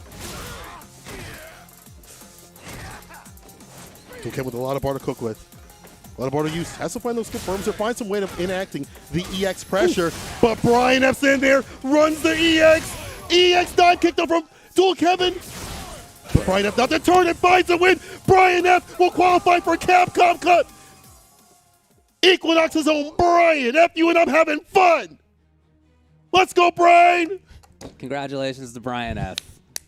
He played super well in that set. He played amazingly. I loved all sorts of his decisions. I thought that was so good, and he's very deserving. Right. I think we're just treating this like the grand finals at this point. Yeah, because it is the grand finals, technically. So we're just wrapping up right now. Whatever. Some match will happen in a little bit. I don't know. We'll see. Something. Money match. Rob TV qualified before. Who did he beat? Brian F. This time again, Brian F is second yet again. And although, of course, he wants to be first, he still can be first in this tournament. It's not over yet. But he... the two people to be the top two times means those are the two people who should be going to Capcom Cup from this region. Oh, yeah. I feel like that's a beautiful thing to see is the consistency. You know, obviously they bled on the way there. Obviously it wasn't free, especially with Rob TV dropping some games to Joey, right? So it wasn't absolutely free. So you can say it's fantastic play from the people all the way in the top 8 and 16 to also see some different faces and stuff like that with Dual Kevin, too, as well, getting third. But Brian F solidifies his spot. Now has to fight a little bit of a money match with Rob TV. Yeah, that's a good way to put it. If we could put up the reminder for what's on the line monetarily up here, let's remind everybody that the top 4 prize pool is $5,000. So that top 4 prize pool, of course, includes the person who got 4th, that is Joey, and then the person who got 3rd, who is Dual Kevin. But the biggest bulk will be for first place, of course. And that is, in fact, what you're talking about when you were talking about a money match. We know that they'll both be in Capcom Cup. That part's not the big thing about this. All right, it's already old news. It's already old news. I don't know. Well, Capcom Cup, I don't know. I want to know who's going to win this money match. Yeah, I'm really curious because I want to... You know Brian wants the victory. Of course he wants the victory. He's not just solidify. Oh, cool, I got solidified for Capcom Cup. Yeah. Well, that's cool. That's whatever. But I see what's in front of me is Rob TV, and he wants that run back in a CPT sort of stage. And I want to give big props to both these players right here. Yes. Content creators, doing commentary and stuff like that, analysis, all that stuff like that. It's still staying solid in their game. That shows you can do multiple things. Ain't going to be me, I'll tell you that. But these two right here, making the magic happen. And now the no neutral people got to fight each other. That is so funny. I can't wait to see what the no neutral is going to be after whoever gets this victory. I think Brian F will definitely be able to swing back, though. We'll see. I mean, look, here's the history, right? It was Rob TV taking it 3-0 in the last time. That's winners, finals, grand finals. And then this time, Rob TV over Brian F 3-1. Okay. He said, but still 3. Still 3. Yeah, still 3. But Brian F warmed up a little bit. Working a lot. Yeah, and I feel more confidence in his gameplay when I see him play. Like a lot more, not just even against Rob TV, but how he played against Dual Kevin and the other people that he played throughout the top 18. I feel like there's more confidence in that game plan. Maybe he can put things together and find a way to pop that V skill too a little bit easier. We'll see though. I'm curious what how Rob is going to play. If he's going to, I think he'll play. Obviously, like it's a real game. I mean, he'll play to win. Of course, they both will. But that said, I think it's interesting to talk about their mindsets coming into this match, where what's on the line is not nothing. Again, it's money, it's pride. Yeah. But it's not the same as also Capcom Cups on the line. Right, It's not that. And in fact, if you're Brian, the most important thing today is to qualify for Capcom. It's the most important thing. Right. That has happened. It happened 2 minutes ago. What's your mindset now coming into another match after that? You know what my mindset would be? I don't want to hear Rob's mouth on no neutral. Okay. For a whole year until I can get that run back. You know what I'm saying? Okay. I don't want to hear any of that. Rob TV versus Brian F in an exhibition / grand final / who's going to take Midwest to be the champion. Rob TV with a fantastic start gets us done already. Not looking too good. Remember, he's in winner's side. Brian F has to reset the bracket twice to make it nice. The win twice to make it nice, I should say. Well, he chose rather than pressure to get the V skill, but he's really far behind at this point. And Rob TV's, again, in that spot that it was just so rare Dual Kevin could find it, right? That even this walking up to that spot, easier said than done. Right. Really. Yeah. Somebody has the buttons and the timing and understanding that Brian F does. not easy to be there. And Rob yet is just so consistent at moving into it. Look at how just he's threading the needle of that fierce. He threaded the needle of that medium afterward. And then just stagger step with the crouch medium kick. But here we go. Brian F with the corner carry and the EX. Wants to turn that walk in the trade. Not bad for Brian F. He's got caught in the corner, forcing the activation from Rob TV.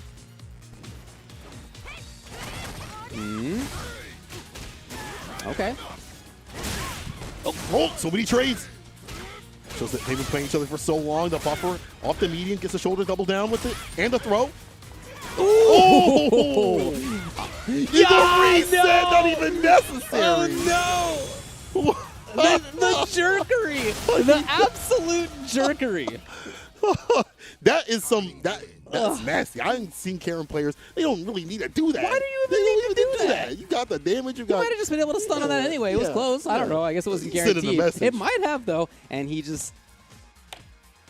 There he is. One game for Rob TV. What a jerk. What an absolute word I can't say on this broadcast. Well, I will say this, though. If I didn't know he was such a nice guy, I would think he's a jerk. Yeah, I would. But you know he's wearing the sunglasses right now. Yeah, dude, yeah.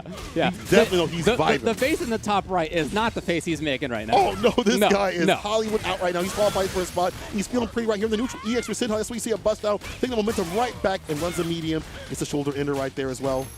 Brian's trying to challenge, but not getting too much off these situations. The crush. Hey.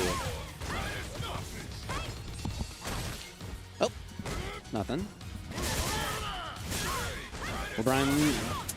And he's doing that with EX bar at the bottom. That's right. Rob is consistently after that doing a quick rise. Almost every time quick rise. Yeah. He knows what Brian, and Brian needs that to threaten with the dash punches. Without that, it becomes a little bit less. And out the walk in, the fierce coming through again. Back dash away from danger. But so close to the corner. And we've already seen what happens when you close up in the corner. Caught him leaving. One more thing I gotta talk to you. One more thing. Oh! Stealing all sorts of turns. And just like that, well, he had walked up into that zone. Here's Brian. And Rob TV. Cool to play with the V-meter like that. He doesn't need that. Brian F on the verge of V-trigger has to use something here. Yeah, was able to activate, hit the hit, but here we go. Rob puts it back in the corner and inserts that dominance. Yes. Doesn't even need it. Who needs it? Who needs it? What a Certainly jerk. not her. Privilege. That's why her name's Karen. She doesn't need the red bar. She doesn't need the blue bar. No. Doesn't need anything. Goes front of the line all the time. This character. That's Karen. And that's Rob TV on game point of this tournament. Yes. Once again, from winner's side, Brian, see him taking a second, thinking about it. I hope he's finding some sort of answer. It's not enough. The V-skills have been getting got. The dominance in that mid-range, the close-range game off the mediums. And Rob just checking with the crouching medium kick, too, as he walks in. This is looking real difficult, but here we go. Brian F. Proving me a liar. Yeah, and Brian in some of these dash punches, I'm not sure they're at safe ranges. He's taking a bit of a risk. Maybe you got to do that, though, right? Maybe you got to do that to sweep the spin clean of this character. You know, you don't really want her to have her turn anyway, even if it's safe. That's been allowing Rob to get in and then get in that close range game where it's hard to push him away. His decision making in that close range has been phenomenal. And here we go, caught in the corner. What's your defensive options here? Brian F gets it. Not the best one. And the throw. He'll take that, though. Hey. Oh, here's a chance for punish. Activation. Ooh, that's a lot of damage. Stays in the game, stays off set point. Brian F still in it. He is. And again, I think the beginning of this round, him doing dash punches, like maybe not in safe spots, was part of it. That said, here's the punish. And Rob TV back to his office. It's like Wayne Gretzky setting up. He's right there. Anything could happen from that spot.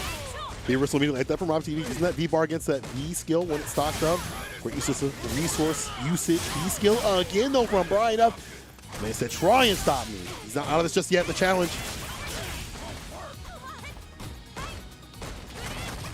Brian patient. He had been active. Yep, there's the activity again. No, the very drop. rare missed hit confirm. We take those. Let's go. Brian up at the ready. Now staying steady. Back in it. It's not over. It's not over. He bleeds. Hey, man, last time, again, it was 3-0, 3-0. Winners finals, grand finals. This time, again, winners finals was 3-1. This is 2-1. 2-1. At least one game for Brian. Could be more in store. That's not going to satisfy him. That's not going to satisfy him. No, he wants more. He wants to reset the bracket. He wants to take the victory. He cannot go to no neutral next week and hear Rob's mouth. Nobody wants to hear that. Brian F wants to smack that. He wants to talk that smack and smack down Rob TV. And he's looking to do so. Trying to make it look free. Gets the punish right there. Yeah. B skill stocking up again. And too far out the distance, even with the quick rise right there. Well, that said, Rob is still here. He skates behind the net. Right into the office. Yep, there he is. Beat her Passes the puck right in front, man. You got to change the rules for this guy. And Rob TV on set point of Midwest CPT 2. Not for nothing though, Brian F.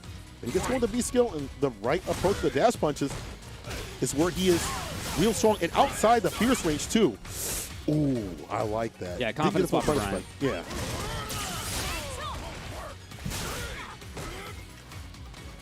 Brian in and out. And Rob has not found that spot. That spot we've been talking about, he hasn't been there. Not in this round. He was a ragdoll in this round. Oh, yeah. Tossed. Back and forth against the screen. I like Brian F with the pressure. When he finds these moments, he can dump out the damage. That's where Balrog definitely lives. When you lose a matchup, it don't matter. If you can hit them, it's going to hurt. More of those moments, and less of letting Rob get in. Goes for the in slow. No, that's too far out. Didn't work. Rob TV, of course, reacting to that. And here's, it's too far, Rob. Trading blows is Rob now in the corner. So activate. A lot of bar to cook with. Let me see what's on the menu, Rob. He's just chipping it down. It might be Brian He's F. just chipping it down, and it's the super. And I'm going to slow play this. Right, Rob TV. Takes another victory. Rob TV takes CPT NA Midwest, the second one. Just going to... Congratulations. he's so good. Yeah, he's good. He's good. He so consistently finds exactly the right spot on screen. Right. And it's so hard to be there, and he's just like always there. Yeah. I'm again extremely impressed at Rob TV. Yeah. I guess we'll have to have a conversation. Oh my with him God, we gotta about interview this guy again. You ain't get no tears do. from me. You definitely get no tears from me this time, bro. We will have a conversation with him. But if there's anything to conversate about, is definitely how strong he's been. Not only how strong he's been throughout the COVID season, how much he's improved, but also just how consistent he's been to, even though he's bled, he still kept that winning spot, disallowing the reset, taking down all the opposition. I mean, this is a guy that is on the list for other people to go for the 10v10 when the US and EU happen, hopefully happen soon, if it happens at all. But he's on the list for a lot of people. You can see why. Of course. So dominant in the neutral and so dominant in both the Midwest tournaments that he's entered. It's just the full package for him. He's not a player who lacks anything. I mean, I really think that he's one of the best in the world. His footsies are there. The hit confirms are there. The spacing is there. His mix-up choices up close, grab, strike game, very, very strong. Fantastic. His own defensive choices. Think about how often he veer-reversals out of pressure. Think about how often he teched or he blocked or whatever it may be. Right. I really think that all the aspects of the game that he needs to be one of the best are there. And you see it happen again. And if you want to see more action from your own fingertips, if you want to apply damage from your own fingertips, from your own sticks, y'all can enter some tournaments. You know what I'm saying? Y'all can enter the Open Series. Register right now on the PS4 or PS5. Go to compete.playstation.com to learn more about the Street Fighter V action and enter these tournaments. I know a lot of people are watching this probably emboldened by all this great play. Y'all can go there today. Rob TV thinks he's so good. He really does. Rob TV thinks he's so good at Street Fighter. Maybe Street Fighter V. Maybe. But see me in Street Fighter Duel, which is now available for download in Taiwan, Hong Kong, and Macau. Other regions are also coming soon. Keep a lookout for more news on the global release. And get ready to join the journey with millions of players to find out who is the best fighter in the world. All jokes aside, I really think that Rob TV is one of them. That is to say, one of the best in the world. Congrats to him on taking yet another CPT NA Midwest. Well, that solidifies the final spot with Brian F. taking the victory, but also Rob TV taking the victory too. When we return after this break, I guess we have to interview Rob TV again, bro. I just stick with us because it's going to be some goofy stuff. We return, Rob TV interview plus a recap. Stick with it. Time to fly, time to fly. Never give up, we won't retreat. The ones who stand have turned to feast. So fly, time to fly. Glory waits for those who fight. We unite, we are street fighters.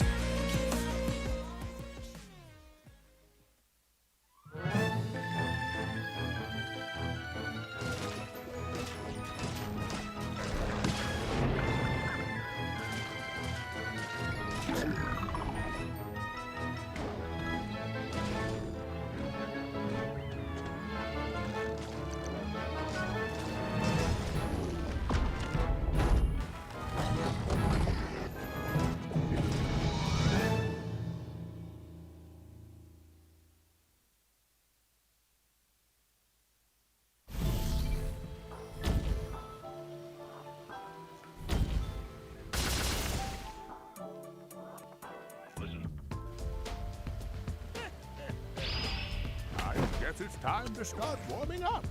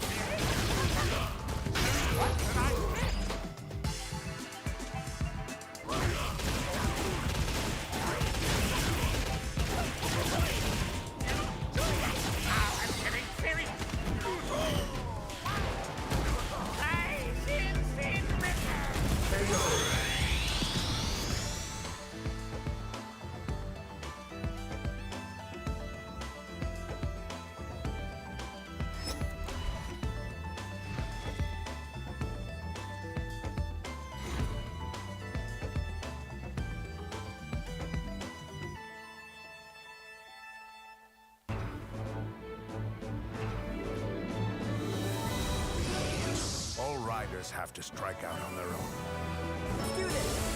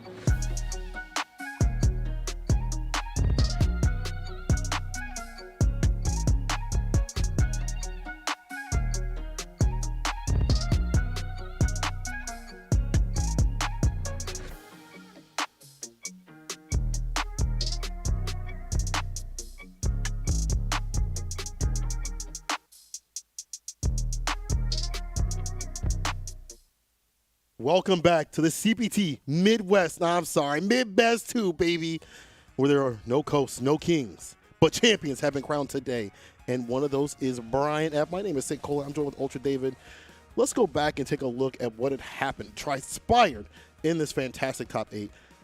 Super great play all the way through. Not only, Rob TV coming through once again to take that win, but Brian F. qualifying, taking that spot in his battle against Dual Kevin. But leading up to that, we had Rob TV taking down Joey, Brian F. taking down Just a Kid, things like that, similar to what we saw. But a lot of new faces on the loser side that gave a lot of the old guard trouble. And going back to how Just a Kid was taken out of the tournament by Dual Kevin, who had made his way to Brian F., unfortunately faltered to the content creator, the warrior himself, Brian F., the no neutral, better half, and some might say. But he qualified and solidified his spot. I'm super proud of Brian F. Big shout out to you. Before we get this dude before we interview Rob, hold on now. Brian F., I just want you to say you've been doing a fantastic job content creating. Yeah. YouTube, check out his YouTube, check out his Twitch. Follow him on Twitter. Please keep up with this dude. He's making content while counting heads out here. So, making some bread. He got that second place spot. But the first place is Rob TV. We do have to talk to him, unfortunately. Yeah. I guess we got to do it. Oh, my God, bro. You ain't getting no tears from me, bro. What's going on, brother? Rob TV, you're a bad man, Rob. Listen, you're a bad man. I don't know. Hold on a second. It's my turn first. You like to call yourself Hollywood? Let me tell you, I woke up in Hollywood this morning. I make my home in Hollywood, California. That's where I live. And you out there, you Midwestern, you've never been here in your life. You ever been here? You ever been here? You've never been here in your life. Where do you get off? You're a bad man. You're making my city look bad. There you are, beating all these people. They're just trying to get a chance to qualify for Capcom Cup. There you are, shutting the door on your own supposed friends. You're a bad man, Rob TV. Where do you get off? First off, David, I would like to point out that where you're from is the broke Hollywood, okay? Oh. Wherever big Hollywood is at, that's where Hollywood is. That's the true Hollywood. That means something completely different. Also, St. Cola, I heard you say, some would say Brian F. is the better half and no neutral. Nobody would say that. I done beat his ass up and down 2 Midwest brackets at this point. Even him damn self, he couldn't say that. But as far as me, gatekeeping everyone, listen, I'm the king, so I got to do what I got to do. And as far as the few people who like to try to detract from the Midwest and all that, the Rob TV Invitational, I remember Roy Jones, who's one of the greatest boxers of all time, he said something very poignant. He said, they had the nerve to say I ain't fought nobody. I just make them look like nobody. And that is exactly what goes on when Big Hollywood grabs the sticks. I guarantee you, offline, a lot of your favorite players and all that, that you see on Street Fighter League and everything, I've been putting my foot in their asses as well. I guarantee you, offline, for money. Roy Jones? I've never heard of him in my life. I don't know who you're talking about. Rob TV? TV's ancient. I thought I was the old one out here. You know what's the modern thing today? It's the internet. Television? I haven't had cable in a dozen years. You out there, where do you get off? This is the thing, David. People haven't seen anything like me in a dozen years, man. So entertaining on that mic, you know what I mean? Just so quick, so much wit, so much entertainment value. And then can just pick up the sticks at any moment. I'm done with this. I already beat everybody ass, so I don't even need that in my hands no more. So wow. Nobody in years in the FGC. Point them out. Who is it? I'm going to let you answer. Go ahead. Who is it? That's Ultra David, baby. Don't answer that. Hollywood. Ultra David. It's never been done. But but of course I'm very proud of how everyone played in the Midwest. All my trash talk aside, I think that this show was amazing, just like the first one was. But in the end of the day, there is no shame for having Big Hollywood come through and win it 2 times. I'm gonna do my best to represent this region because clearly, man, the Midwest has done so much for me. I wouldn't be where I'm at right now if it wasn't for my region and the tenacity and all that we have here. And I'm very happy for my boy Brian, even though I am sad for Kev, bro. That was a heartbreaker, St. Cola. Yeah, that one had me rough too. I was like, dang, because Kev just such a strong player, man, just so close to doing it. But only one could qualify. That's just how it be, So I gotta apologize for my camera, by the way. Y'all know y'all used to seeing Big Hollywood and perfect HD, the DSLR, the mic, and all this type of stuff. I'm stuck using a webcam. You didn't bring no sunglasses. All right. I didn't even want to do the interview without my actual setup. Can I please talk to Robert? Can Rob TV, can you step aside? Can I speak to Robert? Is that okay? I don't know what you're talking about. All right. Look, can you talk to me about the Midwest as a region, right? You just talked it up. Obviously, it's a huge part of why you are as strong as you are. The scene itself, I think we see each time we do see these CPT Midwest that it is strong. Where do you think that it fits in sort of the world regions? Like, how do you think that it stacks up to other places?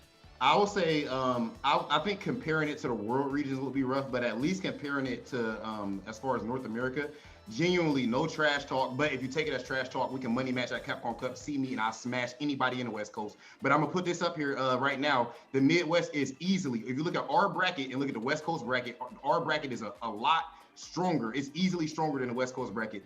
People think about history when it comes to that region, not what's going on right now. As of right now, I'm not talking about just the Midwest as a region. I'm talking about this bracket. So this includes Canada. This includes Texas. People like Magnegro in Alabama. So talking about right now, if you look at that tournament and this tournament, the only difference is here you got the loud, aggressive, trash-talking guy winning both of these tournaments. So it's a problem. So you got to downplay it because you hating because I'm looking good, I'm swole, I can talk, and I'm so nice on the stick. So you like to downplay and act like the region easy because I'm winning. Whereas on the other side, you got my man Dark Neff. He's quiet and everything. He's humble. So everybody is happy and say, oh yeah, he's doing a great job. He is doing a great job, of course, but our region is even stronger. Right now, it's East Coast, then our region, and then the West Coast right now. Our region is leveled up tremendously. All right. Facts. Like that heat. Carry that heat all the way to the Capcom Cup, you know what I'm saying?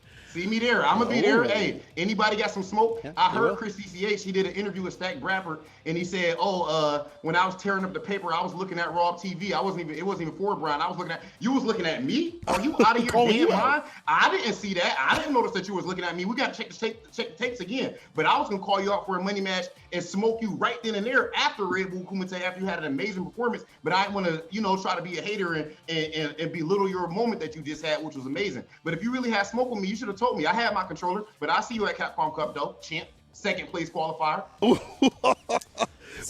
I won mine.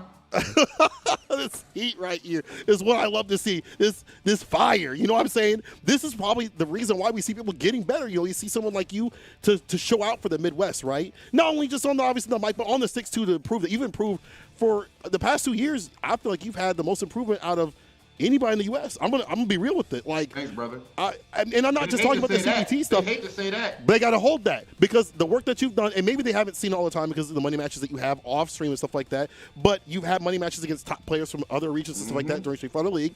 We already saw that with Luffy recently. We saw you work at Intel World Open. Included. I'm smoking all the best players over there. The players who beat me was Adam and Punk. Outside of that, the first Intel World Open, I smoked everybody, and then I lost the Punk and Losers Finals 2-1 Karen versus Karen. Okay, arguably the best player in the world got me. The second one, I went through winter side, smashing everybody, including the East Coast. So any excuses you got, it's over with. I'm big Hollywood. I am who I am, and I do what I do on these sticks. You can't beat me. I'm nice like that. And for the few people who are better than me, they are not as entertaining as me, so I still rather be Raw TV than them. And that's facts. All right, get him off the stage. I said what I said. I said what I said. The last thing I'm going to say is... Do you have anything else to say? Do you want to plug yourself? The last thing, I'm not gonna plug anything. The only thing I'm gonna say is that, Kev, I know that it gotta hurt to come that close, but bro, that run that you had right there is phenomenal, bro. And I appreciate everything that you have even done for me as a homie and everything up to this point, bro. We've leveled up together.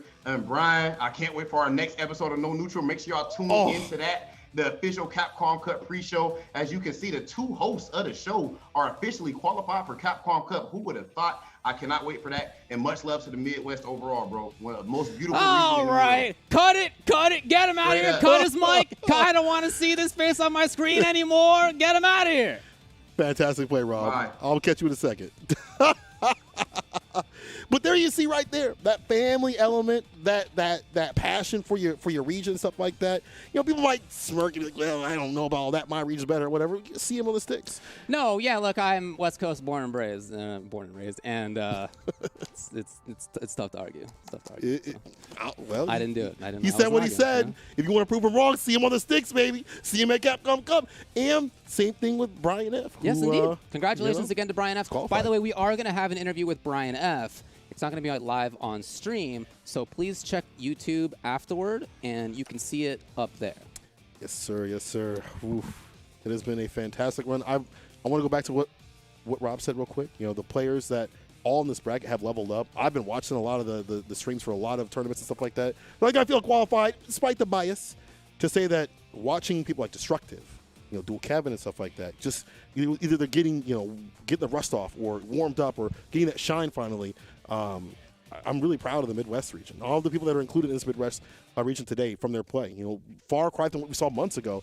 And if that is any indication of where we're going to go, if this is any indication of that heat that we have, I might have to agree with Rob when the standings are where they are. Fair enough. The East Coast, Midwest right here, and then West Coast, it might be like that. We'll have to see. CPT is coming up with the finals. Those two spots are solidified for the Midwest, Brian and Rob. Congratulations to them again, and to everybody coming through in the top 8, top 16. Now, this is not the last CPT event of the year. Let's talk about what we have coming up in just a week. UK, Ireland, number 2. A lot of strong players out there, that's for sure. Now, that will be, in fact, the last one of the year at that point. So we are coming up on the end of the Capcom Pro Tour for this season. Pretty amazing. It's already been great. Wow. The remaining ones after that will be Central America East 2, then North America East 2, and then to wrap things off, that will be Japan 4. Those are the remaining ones. That's a great list. That's a really good list. If you're going to narrow it down, that's a really, really good list right there. Excited for all of that. And excited for the end, the last chance qualifier. If you didn't get in, you got one more shot. There'll be details on that later on, but again, it's been fantastic play from all the players out here. I want to give big props and love for Capcom to pull me back in here for my favorite region. Also, David, you coming through, you had to give a little bit of love to Midwest. You know what I'm saying? I'm sorry, it's Midwest. Cool. Cool. Yeah. No, I'm always really happy to do any of these, but I do think that the Midwest is a region. I have a lot of family and friends there. It's a place that I've spent a lot of time myself, and it's really, really cool to me to see that there is this region that is getting as much shine as it is, because it really deserves it. Well, we already have great tournaments coming up for the Midwest region. Frosties is coming up real soon. CEO got announced. I'm so excited for that. I'm sorry, not CEO. Combo Breaker. CEO just happened, which is fantastic in and of itself. Sorry, I was riding the wave of that just recently last week.